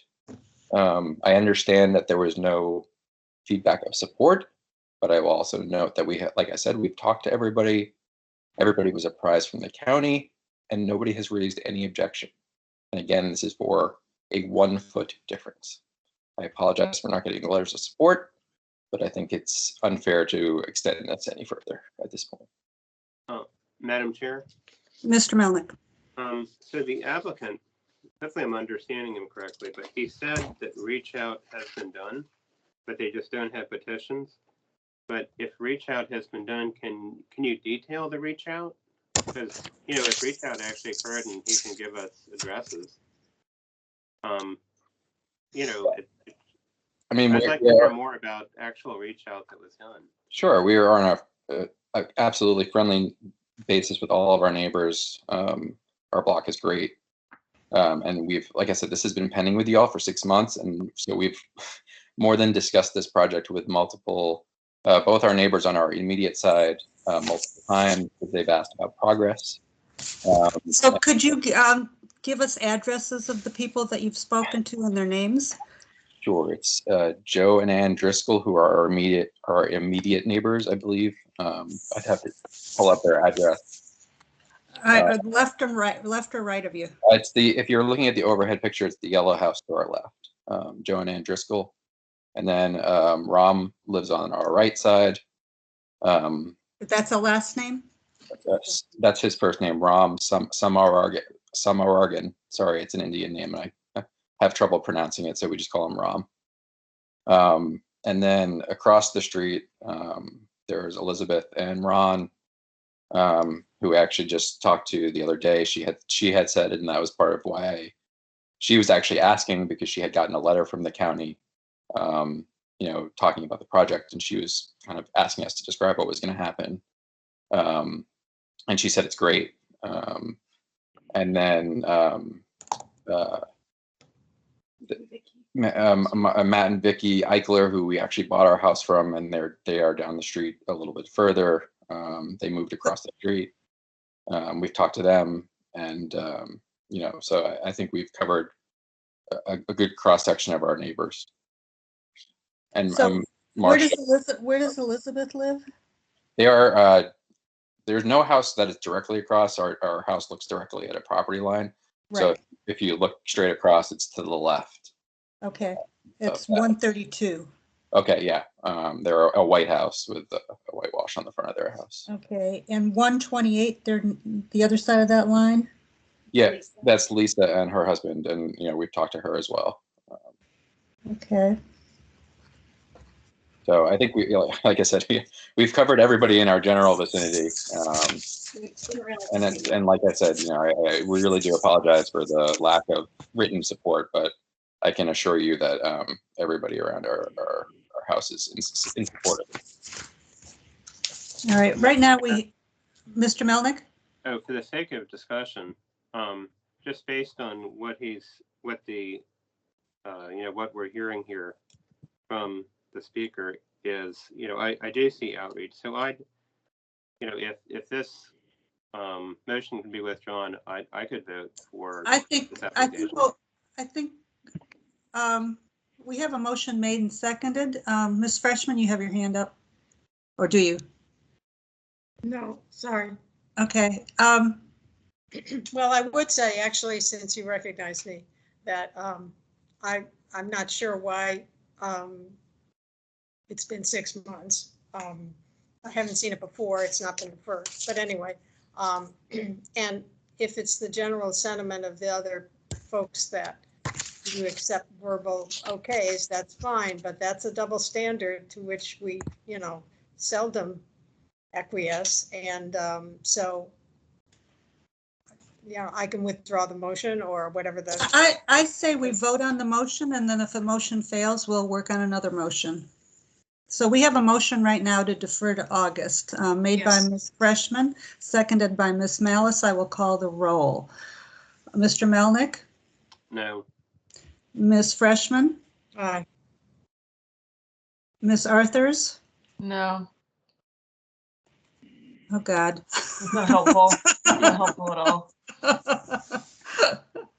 Oh, God.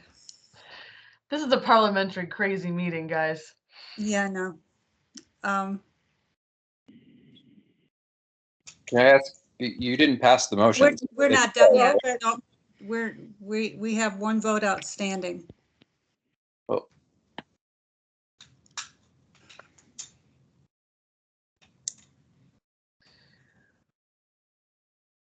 Mr. Bowen has his hand up. I will vote aye. So the motion to defer fails on a vote of 2-2. Madam Chair. Mr. Melnick. Okay, I'll make a motion. Okay. Okay, so I move in case V1167121 UP1 that the Board of Zoning Appeals adopt the attached proposed resolution granting the use permit request with the conditions as stated. Okay, second. I second. All right. So now we have a motion to approve. I'll call the roll. Mr. Melnick. One point of order. Should we add the 3-year provision in there on unanimous? The 1 year. Okay, we'll go with 1 year. Okay. Yeah, add the 1 year provision Yes, to the use permit expires in 1 year. Yeah, All that's right. fine. Great. Mr. Melnick made a motion, seconded by Ms. Arthur. I'm calling the roll. Mr. Melnick. Aye. Ms. Freshman. No. Ms. Arthurs. Aye. Chair votes aye. Motion to approve carries. I regret that, we had to grill you like this, but it would have been easier if you had read the instructions and had, been able to bring us neighborhood outreach. Then we could have moved quickly. I apologize for that, but I appreciate your consideration. Thank you. All right. Enjoy your porch. I apologize as well. Thank you. All right. All right, Mr. Bowen, will you call the next item, please? Yes, Madam Chair. The next item is case number V-11672-21-VA-1. Is a variance request by Kamara Ola, the owner, to permit a main building footprint percent coverage of 34.04% instead of 33% allowed for a one-family dwelling in the R6 zoning district with a qualifying front porch regarding a front and rear addition to an existing building on a corner lot in the R6 zoning district on a premise known as 2621 North Lexington Street. Staff recommends that the board defer this application to the August 18, 2021 BZA hearing. And I'd also like to add that please note that there is supplemental material for this case that came in after the application packet was assembled and printed. Thank you. Any questions for staff? Is there anyone that wishes to speak on this? Madam Chair, we do have 2 speakers signed up for this case. All right. I don't see, oh, yes, they're down here. Miss Ola, do you wish to speak?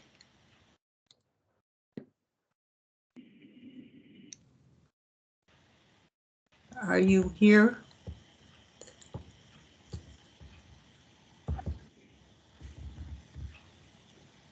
I don't think I see the applicant in the list of participants. Anyone in the waiting room? I do not see anyone in the waiting room. All right, so normally we wouldn't hear a case for deferral. I guess it doesn't matter. Do we have speakers here that wish to speak on this tonight? Understanding that this item is going to be deferred to the August hearing, but you are entitled to speak tonight if you wish. Mr. Nava? Good evening. How are you? How is everyone? We're fine. Thank you. Welcome. Yes, I live across the street from the property in question. First, I'd like to say that the notice that was shared by Mr. Kamara, and these are wonderful neighbors, was not clear when he shared the project. The details were not clear. It was hard to understand. The information lacked clarity, I think. I am opposed to most of the project except for a roof in the front porch of the house. I think that that's reasonable. I'm also concerned by the current size of the building and the additions requested as it relates to the size of the lot. I mean, it looks really overbuilt. I wish all of you can visit the place. And also I'm concerned as it relates to the loss of green space. I'm also concerned about the size and height of the building as it impacts on drainage and flooding, something that occurred with a neighbor next door already. Also, I am concerned, deeply concerned on this corner lot with the vehicular and pedestrian safety due to diminished visibility caused by the building size and the 6-foot fence on a corner lot. This proposal, in my view, is not compatible with the surrounding neighborhood, and I really appreciate your time. Thank you. We appreciate your joining us and providing your comments. The other speaker, Ms. Lindquist, are you with us tonight? Yes, I'm here. Welcome. Thank you. So I would agree with everything Mr. Nava said about the size of the property and the concerns. Additionally, I would like to note to the board members that the notice that came to all of the property owners in the immediate vicinity, in addition to having the wrong cross street, it also has the wrong footprint of the house on the back of the notice.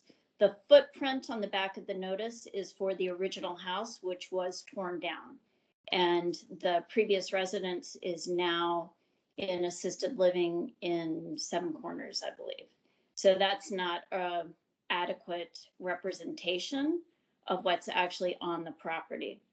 But in addition to that, this particular house is very large, and with the fence on this particular corner, which is not perpendicular, and is the main thoroughfare for the high school, as well as the Harrison Street Park and the shopping area, we have tremendous numbers of teenagers who come flying around the corner. I know that our car has been hit several times parked in front of our house. Several of the neighbors' cars have been hit.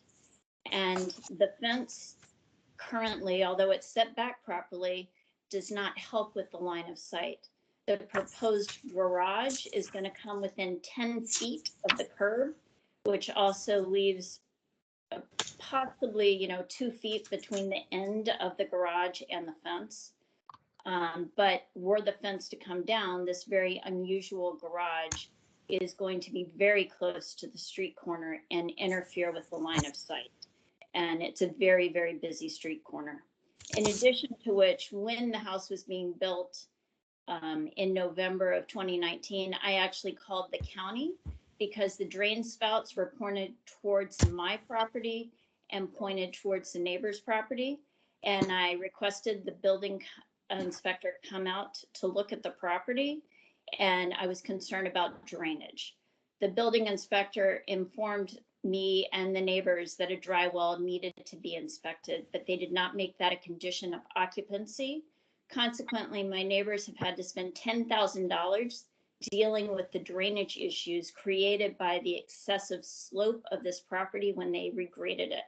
The current proposed drawings do not contain any mitigation efforts for possibly 4 additional roofs created by the proposed additions. And I think I've run out of time. I'm not sure, so I don't want to overstep the bounds. Thank Ms. Lindquist. In the beginning, when you said the notice to the owners had the wrong cross street and footprint, who did that notice? Is that notice from the county? Yes, it was noticed from the county, and it went to me. It went to the Papadopouloses. It went to the Navas. Okay. And so it was incorrect on several different fronts. And although the county caught it, that in and of itself is reason to defer because it was inadequate and inaccurate notice. Okay. All right. Thank you for coming and sharing your thoughts. We really appreciate it, and it's always very helpful. It is regrettable that it appears that the applicant is not here to hear these comments because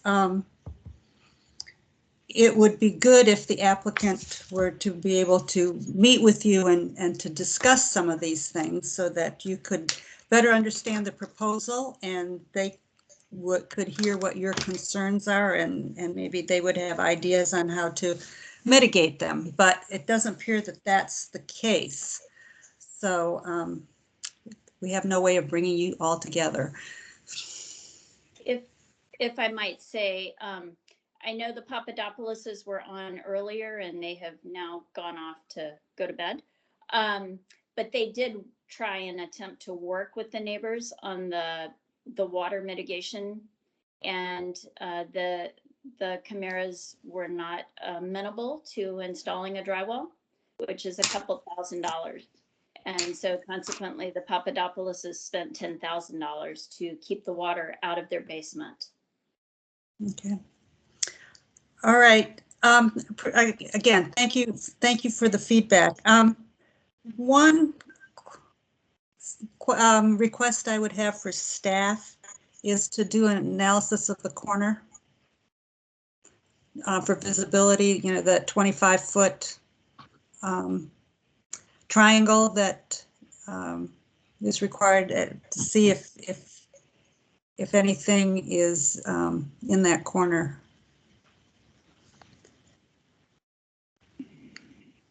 So triangle, yes. What do you vision triangle? Correct. All right. There being no more speakers, I think we can move to a motion to defer this the request is to defer to August. Anybody that wishing to speak can obviously come back and speak again at that time. Ms. Freshman? In case V-11672-21-VA-1, I move deferral of the application to the August 18, 2021 BZA hearing. Second. Motion made by Ms. Freshman, seconded by Ms. Arthurs to defer to the August 18th hearing. Any further discussion? I will call the roll. Mr. Melnick? Aye. Ms. Freshman? Aye. Ms. Arthurs? Aye. Chair votes aye. Motion to defer the variance request. And then, Mr. Bone, we have an associated use permit. Yes. I can go ahead and read that now, Madam Chair, if you'd like. Thank you. The associated use permit is V-11672-21-UP/1, a use permit request by Kamara Ola, the owner, to permit a setback of 19.2 feet to the porch, 18.2 feet to the porch eave instead of 21 feet to the porch, 19.5 feet to the porch eave as required from North Lexington Street, a setback of 10.4 feet to the wall, 9.3 feet to the eave instead of 25 feet to the wall, 21 feet to the eave as required from 25th Road, or excuse me, 25th Street North right of way, and to permit a setback of 8.9 feet to the wall instead of 10 feet as required, and to permit a setback of 12.8 feet to the landing instead of 21 feet to the landing as required regarding a new front porch and rear addition to an existing building on a corner lot in the R6 zoning district on premises known as 2621 North Lexington Street. Staff recommends that the board defer the application to the August 18th, 2021 BZA hearing. And I'd like to add, please note that there is supplemental material for this case that came in after the application packet, symboled and printed. Okay, can you describe the supplemental material briefly? Yes, we received, I believe, 3 photos, and then we received online comments from 5 neighbors, as well as a video that came in from a neighbor showing drainage and runoff issues. A video. Multimedia. Yes. All right. Any questions for the staff? I believe the applicant is still not with us, so. And I assume that the speakers that spoke on the variance have not signed up to speak on this. No, they did. Or have. Mr. Haven, Ms. Lindquist, are you satisfied that we just moved on this associated use permit and without calling you as speakers? I would just say I have one more thing to add. I believe that it would be incumbent upon the owner to actually provide adequate drawings of the proposed additions to the neighbors. I received the request on Easter afternoon as I was leaving to go to my sister's house for dinner. And then I was asked on Tuesday for my acquiescence or not. And I work full time and I did not have time to get to it for several weeks. But in the meantime, when I did look at what had been presented to me, it was a very blurry and it was not readable, the drawing. It wasn't in 3D. It was not an accurate depiction of the 4 proposed additions. And when I spoke to several neighbors in the month after that, all of them said they did not realize how extensive the proposed additions were, and they signed that they did not oppose the additions. And I don't know that they would in the future, but I think each of the immediate neighbors deserves an adequate representation of what is being proposed.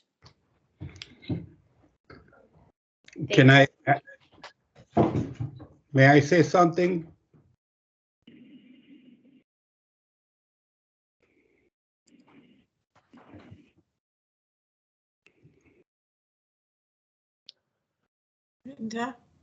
Yeah, may I say something, please? I think the chair is frozen. So it looks like we might have a frozen computer screen, unfortunately.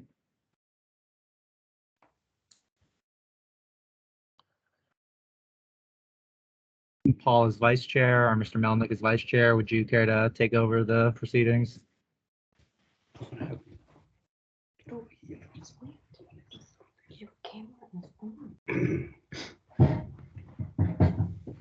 You're muted. Yes. Mr. Melnick, you're muted. Okay. So is there any further discussion on the deferral case? You know, the use permit? I think Mr. Nava wanted to speak. Yes, very briefly, I concur with Ms. Lindquist that I would like to see more clear what the plan was. I was really, first of all, it was difficult to see it. It was not clear. It was and it was not specific about the number of structures that are going to be constructed. So when I spoke to a few neighbors about the upcoming, they told me, yes, I signed it. It's okay, but specifically one of them across the street was not well informed. And being a good neighbor, she signed off and said, But I personally had a hard time reading and understanding what was being asked from the plans that were presented to me. Thank you. And so is the staff, could the staff bring these concerns to the applicant's attention? We can certainly communicate these concerns to the applicant. Okay, that'd be extremely helpful. Are there any further comments on this deferral motion or on this deferral? You're frozen. Oh, okay. Paul's taken over.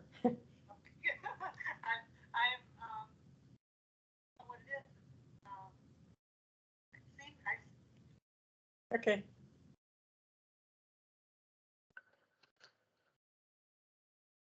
Miss Malice is trying to get back in. Okay.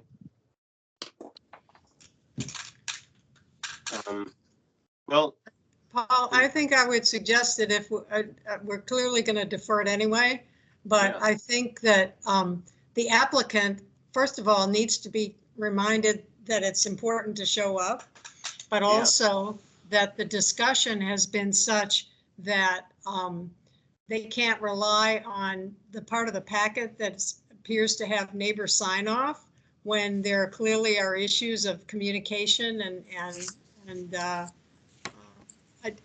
found the plans a little bit confusing, but not unusual in terms of our submissions. But nevertheless, they don't have much time before August 18th to try to communicate better with the neighbors, and if they expect to have some support beyond, because the support that's indicated in the packet looks to be thin at best. Yeah, well, we could always defer to the September meeting, just to make sure absolutely there's enough time. I think we already deferred the variance to August. Oh, right. I'm sorry, I missed that. We had already deferred the variance to August. Okay. Yeah. So we can stick with August, and if it's not acceptable, then defer it again. Right. Particularly if the applicant doesn't appear. Right. Yeah. Thank you for jumping in, Paul. I assume that it looks like she's frozen again. Oh no. She is. Uh-oh. How about Paul, you ready to jump back in? Yeah, it sounds like we can hear in Miss Malice, but can you hear us, Mrs. Malice? Okay. Apparently not. Yeah, well, so I think that's completely reasonable. So, is there a motion to defer then until August? If there's no further comments? Sure, I can make a motion, although I don't know if she can vote. But on the case of V-11672-21-UP1, I'll defer the application to the August 18th, 2021 BZA hearing. I second. Okay, so I'll call the vote. So Ms. Freshman, Aye. Ms. Arthurs. Aye. Okay, so acting vice chair votes aye. So that would be a majority. So Yes. it appears That's to have passed. So it's hereby deferred to August 18th, 2021. And we appreciate the staff relaying, the concerns that have been voiced to the applicant. Can the staff please call the next case? Yes, Mr. Melnick. The next two cases are actually were approved as part of the consent agenda at the top of the meeting. Those would be V-11673-21-UP-1, as well as V-11674-21-UP-1. So both of those were approved at the start of the meeting. Okay. All right. Sorry, guys, I'm back. Our internet just keeps cutting in and out. If it keeps happening, I'll just dial in by phone. So are we concluded? Yes. Did we vote? We're Yeah, on defer. 22nd Road. Got it. So there was a vote, a 3-0 vote to defer to August. Yes. Who made the motion? Judy. Yeah. I'm sorry, Ms. Freshman, and Ms. Arthurs made. She seconded it. Great, thanks. Okay. All right, I'll stand by. Okay. And the next two cases were consent, so now we're on 22nd Road. All right, have we called it? No. At this time, Mr. Rissy will be taking back over the proceedings, so I will transition to him. Thank you, everyone, for your time this night. All right. Thank you. Good job. Nice job, Blake. Good evening again, everyone. You missed all the excitement. I was just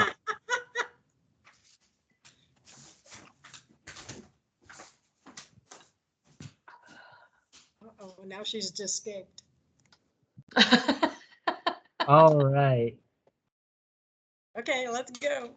I'm gonna call it. The next case is case number V-11675-21-UP-1. It is a use permit request by Jonathan and Catherine Marshall, the owners, to permit a rear setback of 8.2 feet to a deck and screen porch, 8 feet to a porch eve instead of 21 feet of deck and porch, 19.5 feet to the porch eve as required from the rear property line. Regarding a new screen porch and deck, replacing deck previously approved by the BZA in the R6 zoning district on the premise known as 6316 22nd Road North. Staff recommends the board adopt the attached resolution denying the use permit request. An alternative resolution and conditions have been provided should the BZA see fit to approve the application as advertised.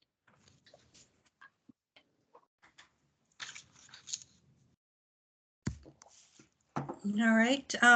Any questions for staff?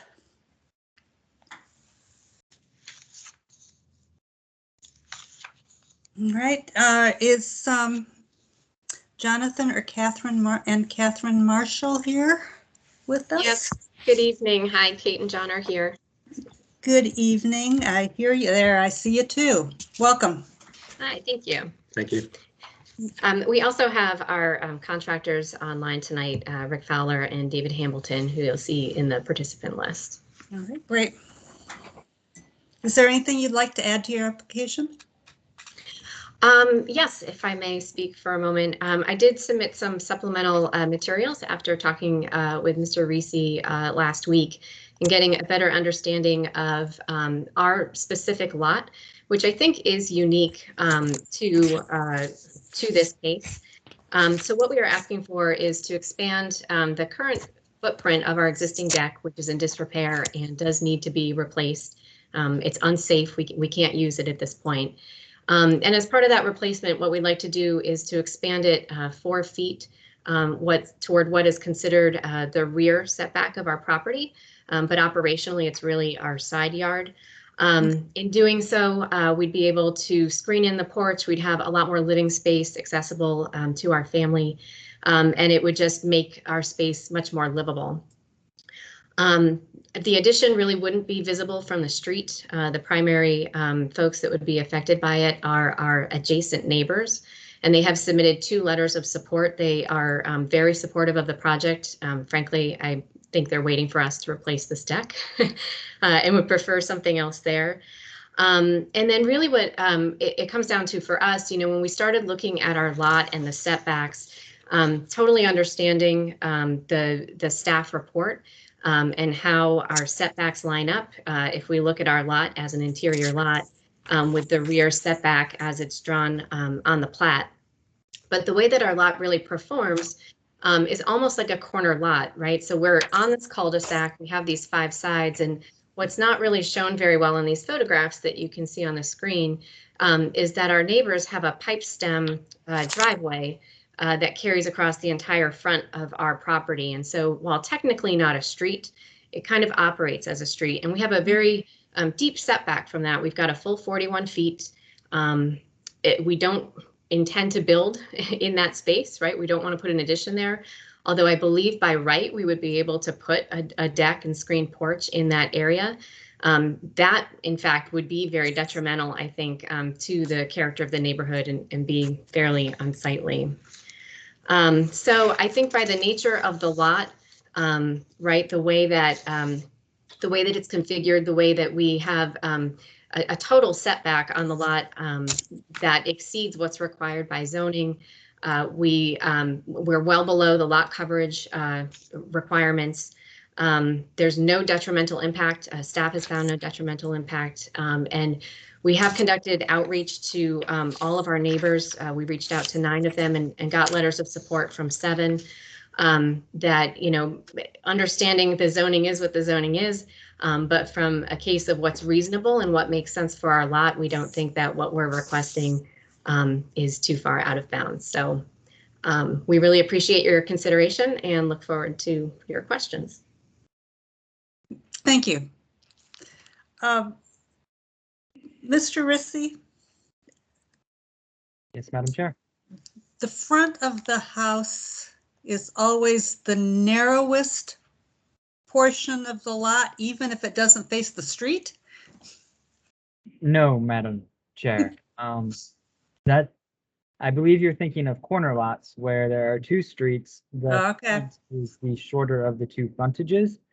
On an interior lot, the street frontage is the front of the property. Okay. And the rear is the line that is most opposite, most parallel, or most importantly, the one that creates the greatest depth. And in this case, that is the lot line that they are asking for the reduction from. Any other lot line would either be perpendicular to the front, or it would create a shorter lot depth. Okay. All right. But I'm just looking at the tax map. So I'm looking at the tax map and I'm looking at that footprint. And then I'm looking, their addition is a side addition. On their house, it is a side addition, but it is encroaching on the rear lot line because the house faces the side. And the house, but it's the same distance from the rear lot as the house is. Well, the house is further away because the house is on the opposite side of the porch and deck that they're looking to build. So the front, so this looks like they're building a deck on the side of their house. Correct. Okay. They're building a deck on this side here. And on this property, the front is considered the frontage on the cul-de-sac. The rear is the one that gives the greatest depth, which is this line here that is part of the pipe stem for 6322. So even though the house faces this side, this is the rear of the property for zoning and Oh, everything else. oh, that's what was confusing me. So even point to me to the front of the property, the front of the house. The front of the house, the front door, I believe, is about right here. I'm getting a nod from the applicant, so. Yes, that's correct.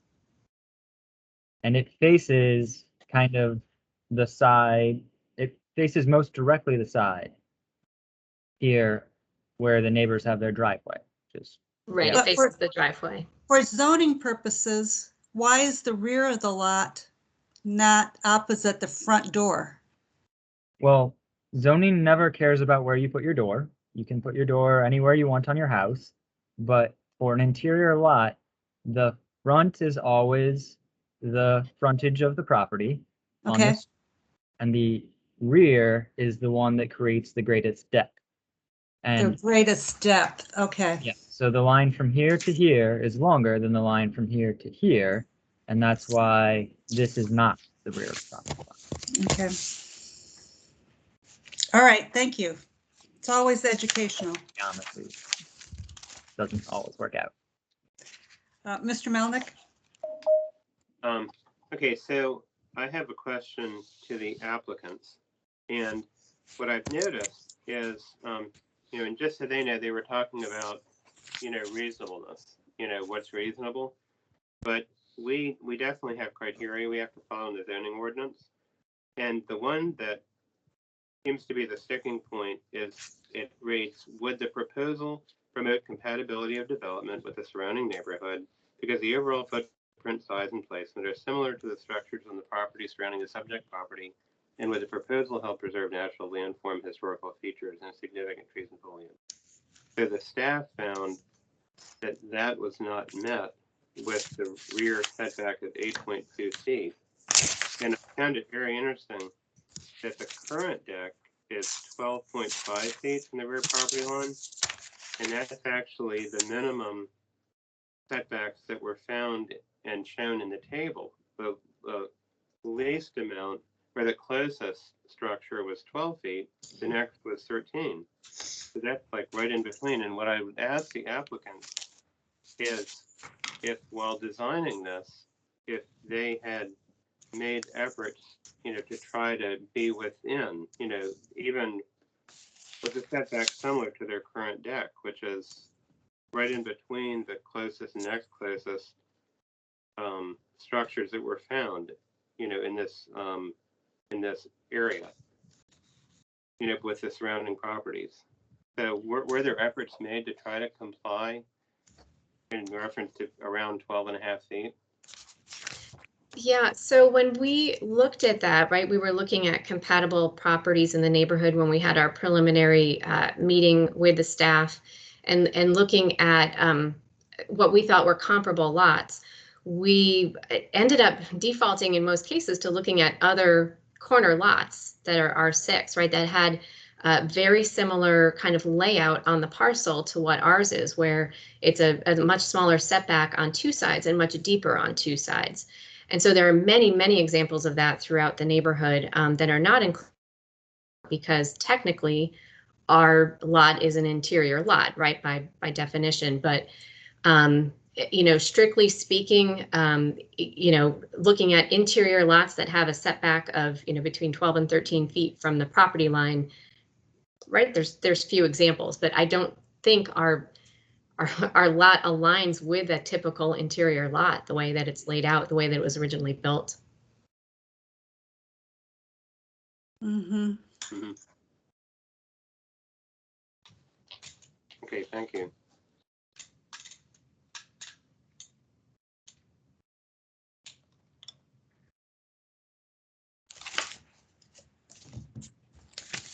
So, go ahead, Mr. Melnick. Okay, so is there any way, because sometimes what we do, we just see how close we can get to what the staff has found. I mean, because it's compatibility. It's not, robotic or knee-jerk or anything like that. I mean, we try to aim for what staff has found. But is there leeway here with how far this is from the lot line? Like, could you bring it any further away from than the 8.2 shown? Certainly, I think it's something that we could look at, right? But I think before doing that, we did want to bring this to the board, right, for consideration that, that the current, I guess, definition of, what our rear setback is and how it performs, and this being characterized as an interior lot, whether that's correct, or if we could get some relief, right, by acknowledging that the lot essentially operates as a corner lot. And if it were a corner lot, we would have no issue with the setback for the proposed porch or deck. It would fall within the zoning requirements, and we wouldn't be here, right? It's only because of this kind of this definition that it's an interior lot, even though it doesn't perform that way, is why we're here. And if we were to put it within the definition of interior lot, that would essentially put this at the front of our house, right? Which would not, which would be our right to do it, but it would not be, it would look bad and certainly would be detrimental to our neighborhood if we were to put a screened-in porch, behind where the tree is. So your argument is that you're within the setback for a side setback. Is that your argument? The argument is that the lot performs as a corner lot, even though it is defined by county staff as an interior lot. By zoning, it meets the definition of an interior lot, but it doesn't perform that way given the pipe stem driveway and the setbacks that we have on the two sides. It all operates like a corner lot, which has different setback requirements than an interior lot. Right. So, Mr. Rissy, if I just look at this and accept that I already forgot where. Remind me again. Is the front of this property where the front door is? No. It's I see. So yeah, when I drove to this, I looked at this site. I mean, this whole cul-de-sac is hard. I mean, I don't know, when was this built? It's 1970. This whole cul-de-sac is, everything's sort of askew, and sort of some things are in front of other things, and this pipe stem just adds to a certain amount of disarray. I mean, yeah, it's not unattractive. It's just, looking at trying to figure out, what this, what zoning wise and, what this lot looked like. So, I look at this and I say, okay, functionally, if functionally the front of the house is not where the zoning says it is, but where the front door is, then this starts to look like a side setback rather than a rear setback. And you're well, you're within, what the setback would be for a side setback. That's correct, right? 8 foot? Correct. An 8-foot setback would be allowed for a screen porch and a deck on a side setback for one family dwelling in the R6 zone. Right, because the other side is like 25 feet, right? So you've got, you meet all the setbacks if you look at this as a side setback, because that was what I was trying to figure out is, and then that then leads to the compatibility question. If you look at what the side setbacks are in the neighborhood, this is obviously not out of line. Mr. Melnick, you have your hand up. Yeah, that's a really good point about just how it looks, because it's true that we're talking the way the question is, the criteria is, would it promote compatibility development with surrounding neighborhood because the overall footprint, size, and placement are similar to the structures on the property surrounding it. So it's talking about overall footprint, size, and placement. And when you look at that, then it could be, just looking at it, what would be similar, with with the, the overall footprint size and placement? Because that's the question. So, it's a really interesting question because we have the definition of rear line, but we also have what it looks like. Mm-hmm. In large measure, that's what we're all about. We got to follow the zoning ordinance, but we're also here. The compatibility is how it appears. Right. Yeah. I agree with you that whereas we have some very strict rules on variances, on variances, you want your lot to look like nobody else's. On a use permit, you want your lot to look like everybody else's, is sort of the criteria. And, if you're just going by looks, it certainly looks fine.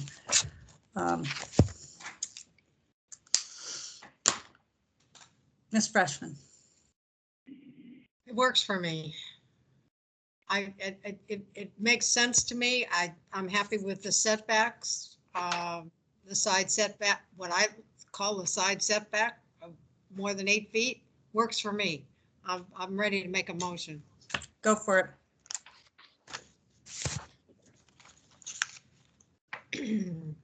Okay. In the case V-11675-21-UP1, I move the alternative resolution approval as advertised with the conditions and 1-year time limit. I'll second. Motion made by Ms. Freshman, seconded by Mr. Melnick to, is there an alternative resolution? Yes, there is. Yes, that's okay. what I moved. That's what you're moving, is the alternative with a third condition, okay? Motion made by Ms. Freshman, seconded by Ms. Melnick. Any further Mr. Melnick, any further discussion? I will call the roll. Mr. Melnick? Aye. Ms. Freshman? Aye. Ms. Arthurs? Aye. Chair votes aye. Motion to approve the use permit carries on a vote of 4-0. Thank you. We are so grateful. All right, enjoy. Yeah, we're not always tough. Thank you very much. We really appreciate your consideration. Thank you. All right, I believe this is the last item, Mr. Rissy? Nope. The record, I would like to note that the following 2 items were both moved in the group motion at the top of the meeting. That is cases V-11676-21-UP-1 and case V-11677-21-UP-1, which brings us to case number V-11678-20-UP-1, which is a use permit request by Christopher Solti and Natalie Madai, the owners, to permit a left side setback of 2.8 feet to the wall, 2.3 feet to the eave instead of 8 feet to the wall, 5 feet to the eave, as required from the left side property line, to permit a right side setback of 5.4 feet to the eave to the second story dormer instead of 6 feet as required from the side property line, and to permit an aggregate side yard of 8.4 feet instead of 18 feet as required in the R6 zoning district regarding the second story addition over an existing non-conforming garage on an existing one-family dwelling in the R6 zoning district on the premise known as 1109 North Illinois Street. Staff recommends that the board adopt the proposed resolution denying the use permit request. 2 alternative resolutions and conditions have been provided should the BZA see fit to approve the request as advertised or with a 3.1 foot setback to the wall of the left side addition, 2.8 feet to the eave. And I would note that there is supplemental material for this case that came in after the application packet was assembled and printed. Well, Mr. Rissy, could you describe the supplemental material?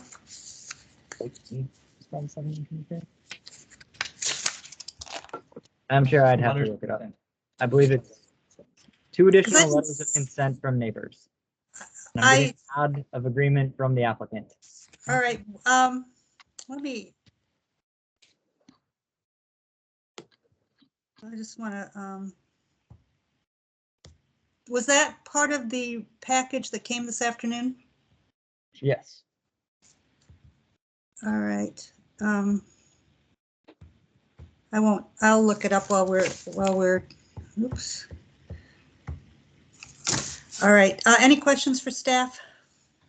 Could I just ask, because I can't put my hands on the supplemental right now, but I had a note that the neighbor on the affected side, the left side, had not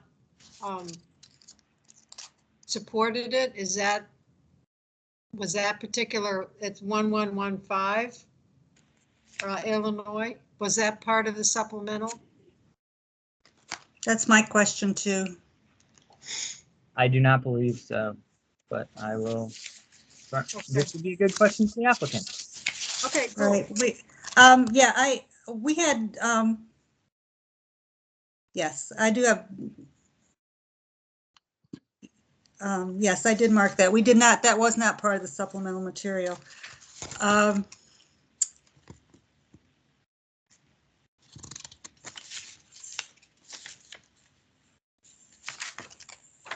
And Mr. Rissy, am I understanding that the left side setback of 2.8 is existing? There is a building there now. Correct. It's the structure shown on the screen. Is at 2.8, and so the issue is building over it. Correct. Okay. And that's why we're here. Correct. All right. Technically, there's a dormer eave on the other side as well, though. Yes, yes, and we did hear from the neighbors on that side. All right, let's hear from the applicants. Sure. So I actually have a brief statement prepared, but would you like me to respond to the question about the neighbor on the left and the outreach we conducted there first? Sure. What was the outreach you conducted there? Yeah. So for all of the neighbors in the surrounding area, we provided an information packet that included the plans, a letter of support, and like a form that they could sign, and then just a standard note explaining what we were planning on doing and why. So we did stop by his house and left the information, but we don't see him very often, so we hadn't had an opportunity to talk to him further about it. But he did receive the same package of information as else, but he just never responded. So that's what happened there. Also, I have a question. You have a letter from Ryan and Lindsay. Yes. Where do they live? They live directly across the street from us. They moved into that house probably 2 months ago or so, right, Chris? Okay. So maybe they were in the supplemental, because I did check them off, but the letter that was in our packet didn't have an address for them. All right. Okay. Go ahead. Okay, so first we wanted to start by thanking the Board of Zoning Appeals for hearing our case. Between my husband and me, we've lived in Arlington for over 15 years. We met in Arlington, got married, and then decided to make Arlington our permanent home. Then nearly 3 years ago, we were fortunate enough to be able to purchase a home in Arlington's Bluemont neighborhood. So today we find ourselves in front of you in search of solutions for a growing family. Like many in Arlington, our home is soon to become a multi-generational home. So we first added a basement family suite for my husband's recently widowed mother, and we're expecting our first baby in mid-September, and why we're looking to add some space to the house. Unfortunately, seeking a larger home is not financially feasible for us at this time, but we do wish to find ways to stay in Arlington if at all possible. So to solve this problem, we worked with Joe Harris of Measured Architects to design a modest addition that is both cost-effective and retains the look and character of our home. At a time when many older homes in Arlington are being torn down and replaced by larger, more modern homes, we think investing in homes like ours is an important alternative to this approach. We worked hard to create an addition that's consistent with the home and character of the neighborhood, but most importantly, neither expands the overall footprint nor the height of our existing home. While the BZA staff could not find specific cases of other homes that were less than our proposed setback in the surrounding area, they did find homes even on our street that came within inches. However, and perhaps most importantly, there is at least one home on our street with an existing setback of 2.8 feet to the wall, our own. We'd ask that the BZA take into account that we are not seeking to modify the existing setback from the property line, simply to build vertically on the addition that already exists 2.8 feet from the property line. With this in mind, we would respectfully ask that the board approve our use. And based on the last, I also want to highlight that, you know, since one of the goals is to ensure that this addition conforms to the overall look of the neighborhood, there are a number of other additions, vertical additions like this in the neighborhood, and they're all straight up vertically as opposed to, you know, 4 or 3 or however many inches in on top. So I think, you know, in order to remain consistent with the overall look of the neighborhood, it makes probably the most sense for us to just be allowed to build up straight vertically as opposed to coming in by a few inches to meet that 3.1 setback criteria that Stephen had laid out as an alternative. Does that complete your presentation? Thank yes. you. All right. Mr. Rissy, am I understanding the 3.1 alternative resolution? How does that work? Is that set in from the existing, or are we just talking about differences in the eaves? No, Madam Chair, we would be talking about setting in the wall a matter of inches because the request is actually both. The request is for a reduction in setback to the wall and to the eave. We didn't find any as close as they're asking for the wall or eave. So we did find a wall at 3.1, and so it would require setting in the wall from 2.8 to 3.1, and then the eave would be at 2.8. And that's existing, 2.8 to the wall and 2.3 eave is existing? Is existing include that eave? Yes, the structure already has a modest eave on that side, so the 2.8 is to the wall, and the 2.3. 2.3 to the eave, yeah. 2.8 to the wall, 2.3 to the eave. Yep. So is 2.3 to the eave existing?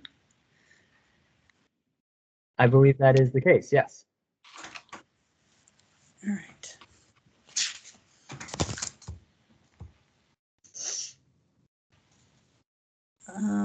Anybody else want, Mr. Stolte, you're wanting to speak in addition, or you're satisfied with the presentation that was made? I'm here to answer any questions, but I'm certainly satisfied with the presentation my wife just made. Thank you. Good plan. All right, any questions for the applicants?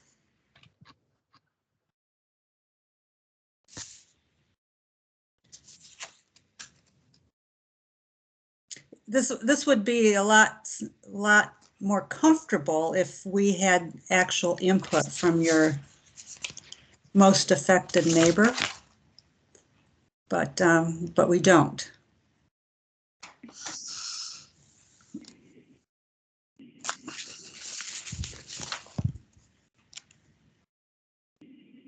Do you know his name? His first name is Mark. Is Mark.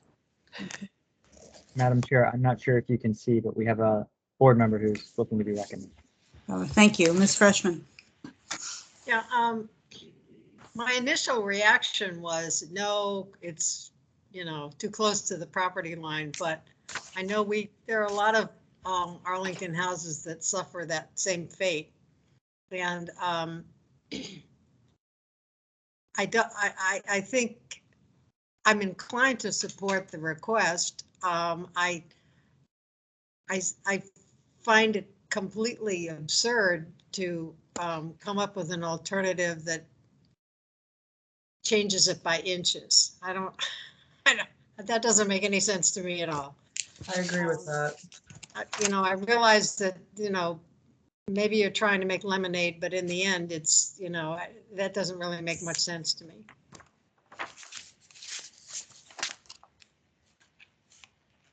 Okay.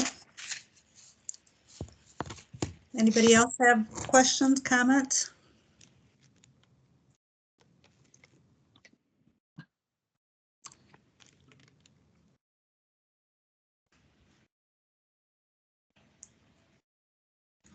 I would add that I actually think it's quite an attractive proposal, although it does almost seem too grand for the rest of the neighborhood. But that's just my personal bias. I think it's quite an attractive design. Thank you. That's what you were going for, right? Well, we've seen plenty of additions that, that could have been done by a preschooler, so. Maps that have been drawn by preschoolers almost. Yeah. Not to disparage preschoolers. Right. It's getting late. I'm tired, so. All right, so I'm prepared to take a motion if you guys are ready. let's see if we can't get a motion going here. All right. Where am I? It is late. I move that the Board of Zoning Appeals approves alternate resolution number 1, along with the conditions attached and a 1-year time limit. I'll second it and note that it's B-11678-21-UP1. Thank you. It is late. All right. Motion made by Ms. Arthur, seconded by Ms. Freshman to adopt alternative resolution number 1, approving as advertised. Any further discussion?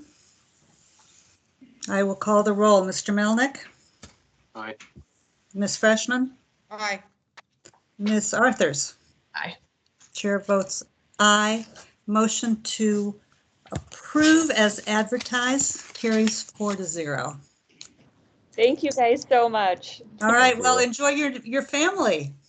Thank you. I know I can't wait to do the renovations with a newborn, but it'll be worth it. I did it. You'll be all right. I I started a business the same day my daughter was born. You can do it. Okay. Moms are tough. Moms are tough, right? Mr. Rissy, you have your hand up. Madam Chair, I just want to point out for the record that the last case on the agenda, V-11679-21-UP-4, was approved as part of the group motion at the beginning of the meeting. So you guys have you have your approval, and we're done with our agenda, except for a couple of housekeeping things. So good luck. Okay, thanks so much. We appreciate it. Bye-bye. All right. Approval of the minutes. As amended? As amended with the 3-year time limit. I so move. All right. Is there a second? I second. All right. I will call the roll. Mr. Melnick, you were abstaining. Yeah, I'll abstain. Ms. Freshman? Aye. Ms. Arthurs? Aye. Chair votes aye. Motion to approve the minutes carries 3-0-1 with 3-0 with 1 abstention. Mr. Melnick. Great.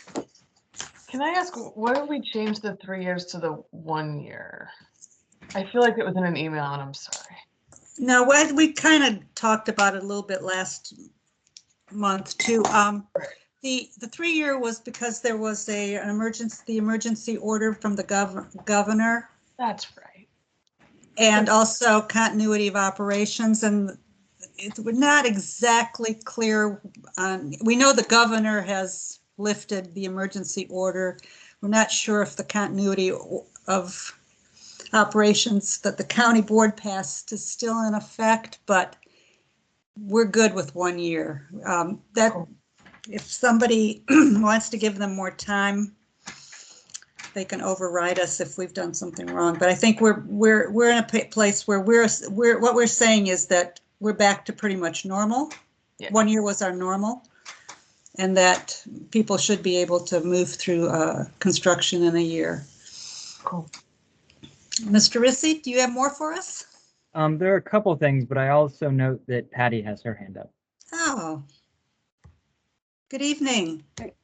Hi, hello everyone. May I speak? Join us. I hope this is appropriate.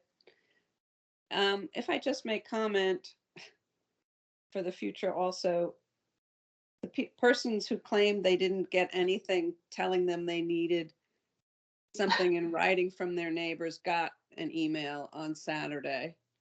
And the email specifically states, we would like it in writing. So I don't know who told them they didn't need anything. I'm sure it wasn't anyone of us here. So anyway, just, I know it was approved. I know there was supposedly nothing wrong with it, but then it's kind of hard, I think, this is just an observation, to turn around to then this young couple and say, oh, it would be nice to have something from your neighbor. Well, you didn't ask it of the other people. So I think we need some consistency. It's just a point, but anyway. I apologize if it's out of turn, so. No, you know, we struggle with that because, you know, we don't have to follow neighbor input. That it's not, we're not required. You know, that helps inform our decision. You know, all the neighbors could be against something and that we think is perfectly reasonable and be our prerogative to move it forward. So it is a gray area. I personally would defer a lot of things to get neighborhood support. The one that tonight that I went for, you know, it was going to be a 2-2, right? It was, and I just didn't have the stomach to do another 2-2. I understand.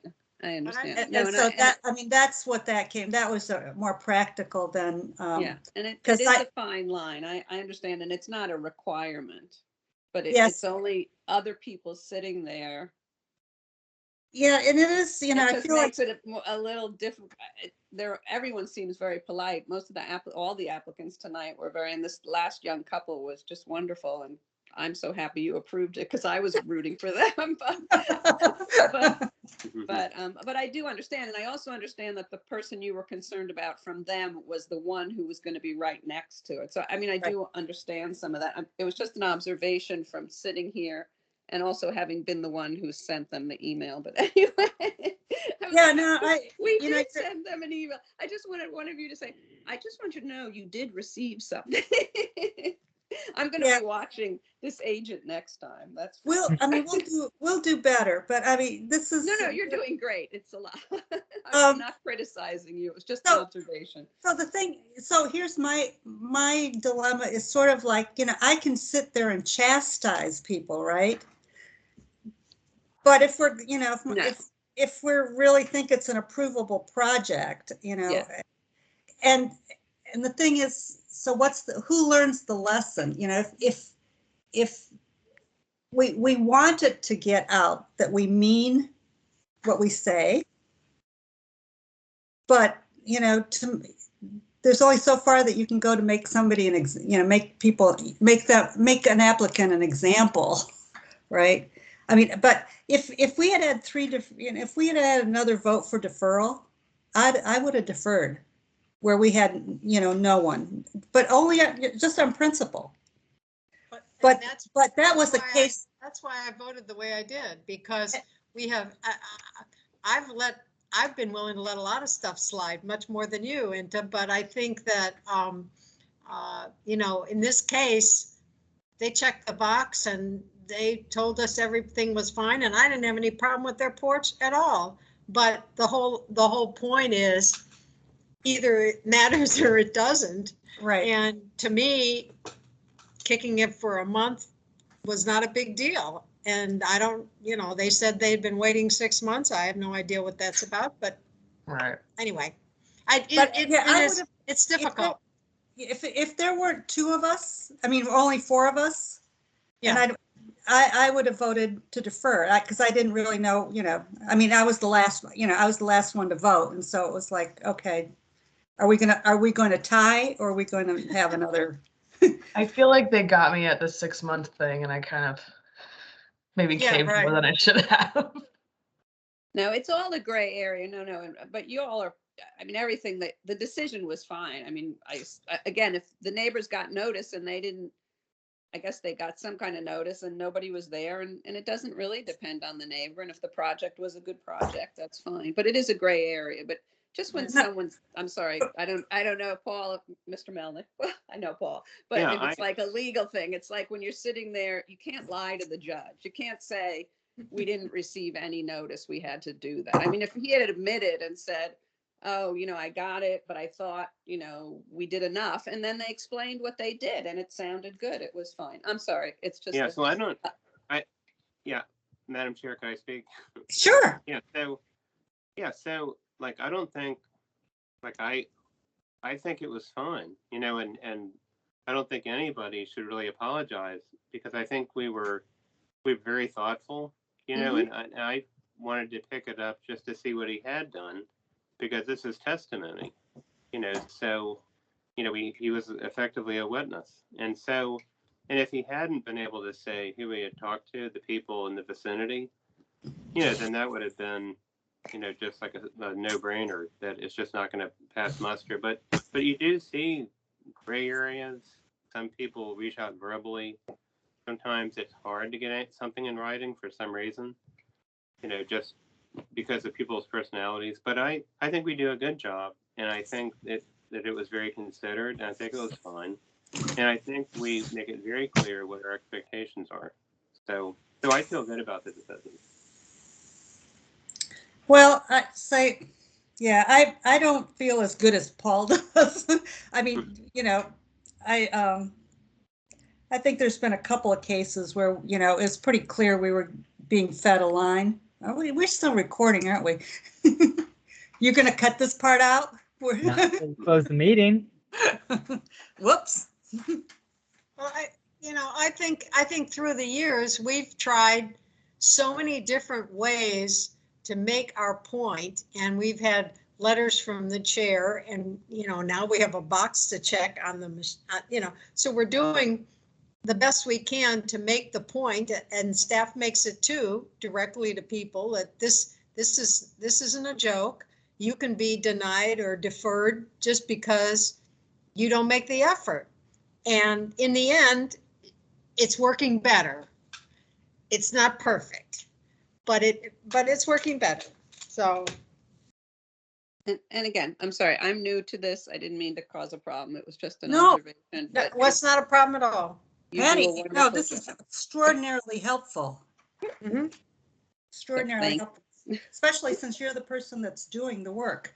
Yes, exactly. Mr. Ritchie? I had a couple of small things to talk about, but before we get out of the meeting, I definitely want to talk about the applications that did not have a conclusion tonight. I had staff in the background trying to research Robert's Rules of Orders to see what's going to happen with those cases, and it's super unclear to me what is possible for those cases at this point.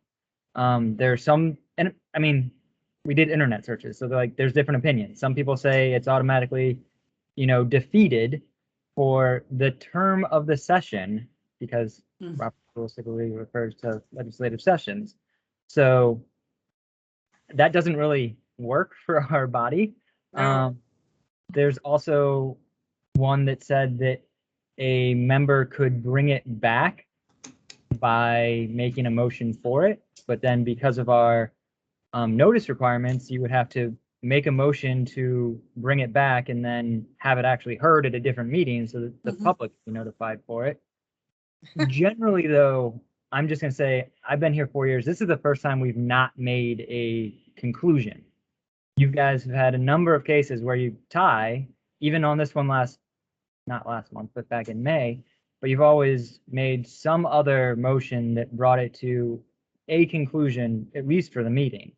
And I was wondering if you guys weren't interested in doing something that would at least give us a trigger for when to bring it back, like not hear it again until we have 5 members, or I don't know what to do with these applications at this point. I don't know what guidance to give the applicants when they reach out tomorrow and ask me what to do with their applications.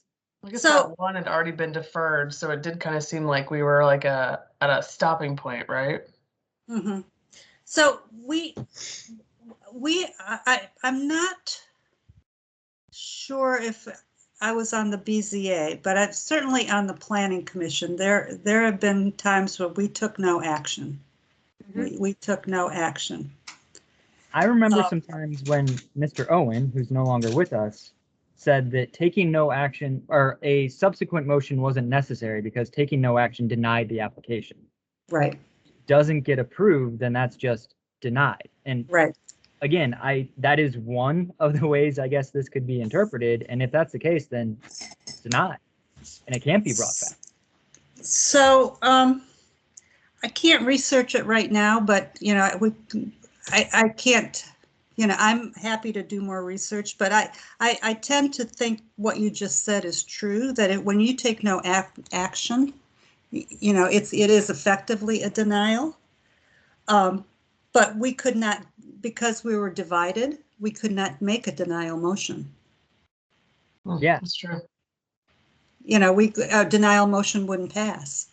The only way that with 4 members you could have had a conclusion other than deferral would be if you had abstained as the chair, or anyone technically could have abstained.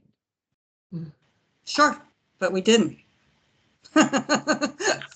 So, I think take no action is effectively a denial, but okay, I can confirm that because the only other option is that it may be able to be brought back somehow, and we'll have to figure out how that could occur. And I'll certainly be looking into that as well. But for the time being, I'm going to take this as a denial of that application. There's no expectation that it's going to come back to us. Yes. Under the present, there's no come back in 2 months, come back when. Correct. Right. There's no expectation that it's going to come back. I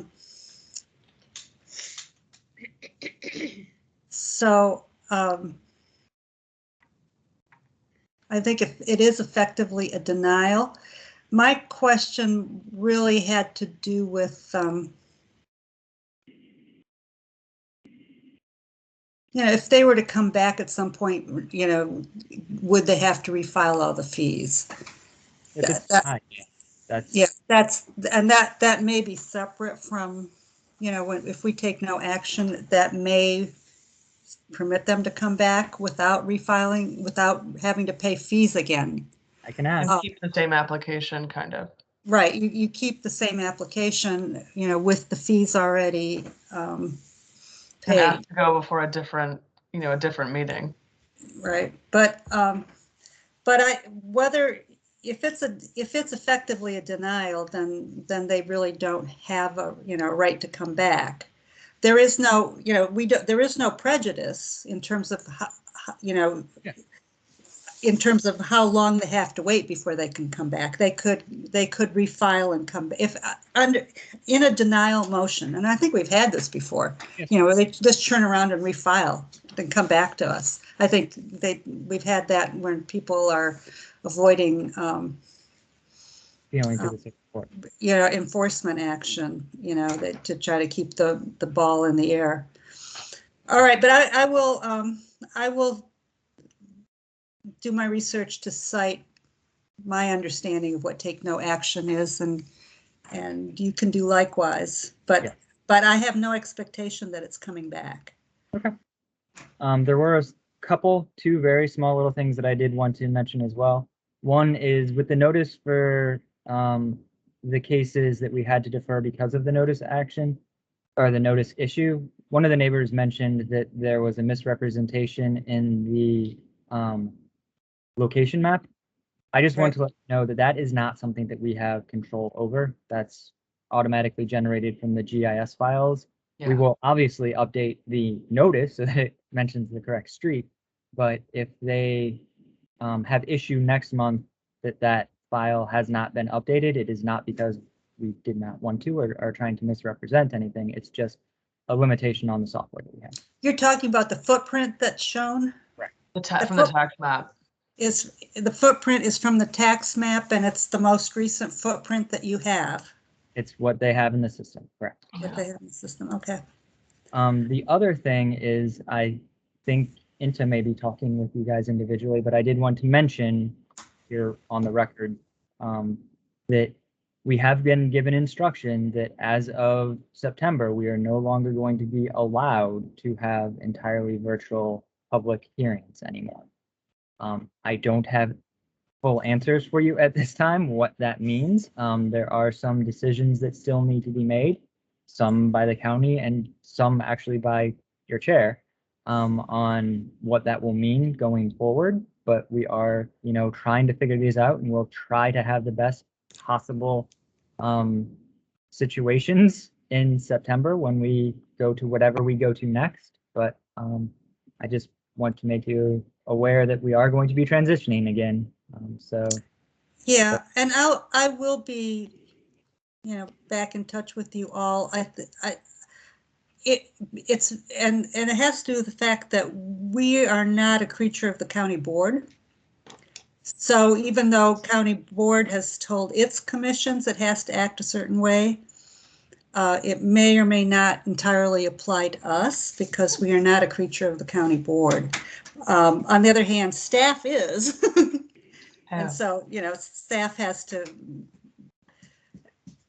is that true? A little bit further, because my understanding is while you are not a board appointed by the county board, you are still subject by the state code to the Freedom of Information Acts for public meetings, which is actually what is compelling the county board and all of their appointed boards to abandon the virtual meeting format. Right. But we might have some more options, but I'll get, Steve and I talked this afternoon. I didn't have time to put it all in an email this afternoon, but we've got some options that Stephen can pursue. He can't guarantee outcomes because a lot of this is going to depend on technology. And that's if we tried to do something hybrid. If we all show up, there's no difficulty. Everybody's in the same room. If we try to do something hybrid, that's when we have some. I don't want to be in the same room with you people. I was going to say there may be difficulty for the board members getting in that room. Yikes. Are you kidding me? Yeah. I don't know. We used to do it. You guys have never even met me in person. Yeah, you got to get a nameplate for Lindsay. They met you in person last October. As an applicant. No, that was virtual. You're right. Sorry. Yeah.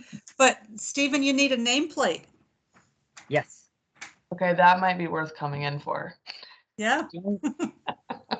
No. Get your own nameplate. It's printed on 8.5 by 11 paper. It's not impressive. That's what the one in my office is too. Is it? Oh, planning commission got I forgot that. I was thinking it's the planning commission thing. Oh, well, no, that's impressive. That's impressive. Kinda. And actually, I thought you were talking about a little tent or something. No, they made some renovations to the boardroom in the last year, and actually, I don't think we'll actually be using the stands anymore. They actually have nameplates below the countertop height for each member. Yeah. So it's still gonna be. All right. Well, yeah, I haven't been in the county building for 18 months. Nope. No, since it has been. It's nice. All right. I think our agenda having been completed, this meeting is adjourned.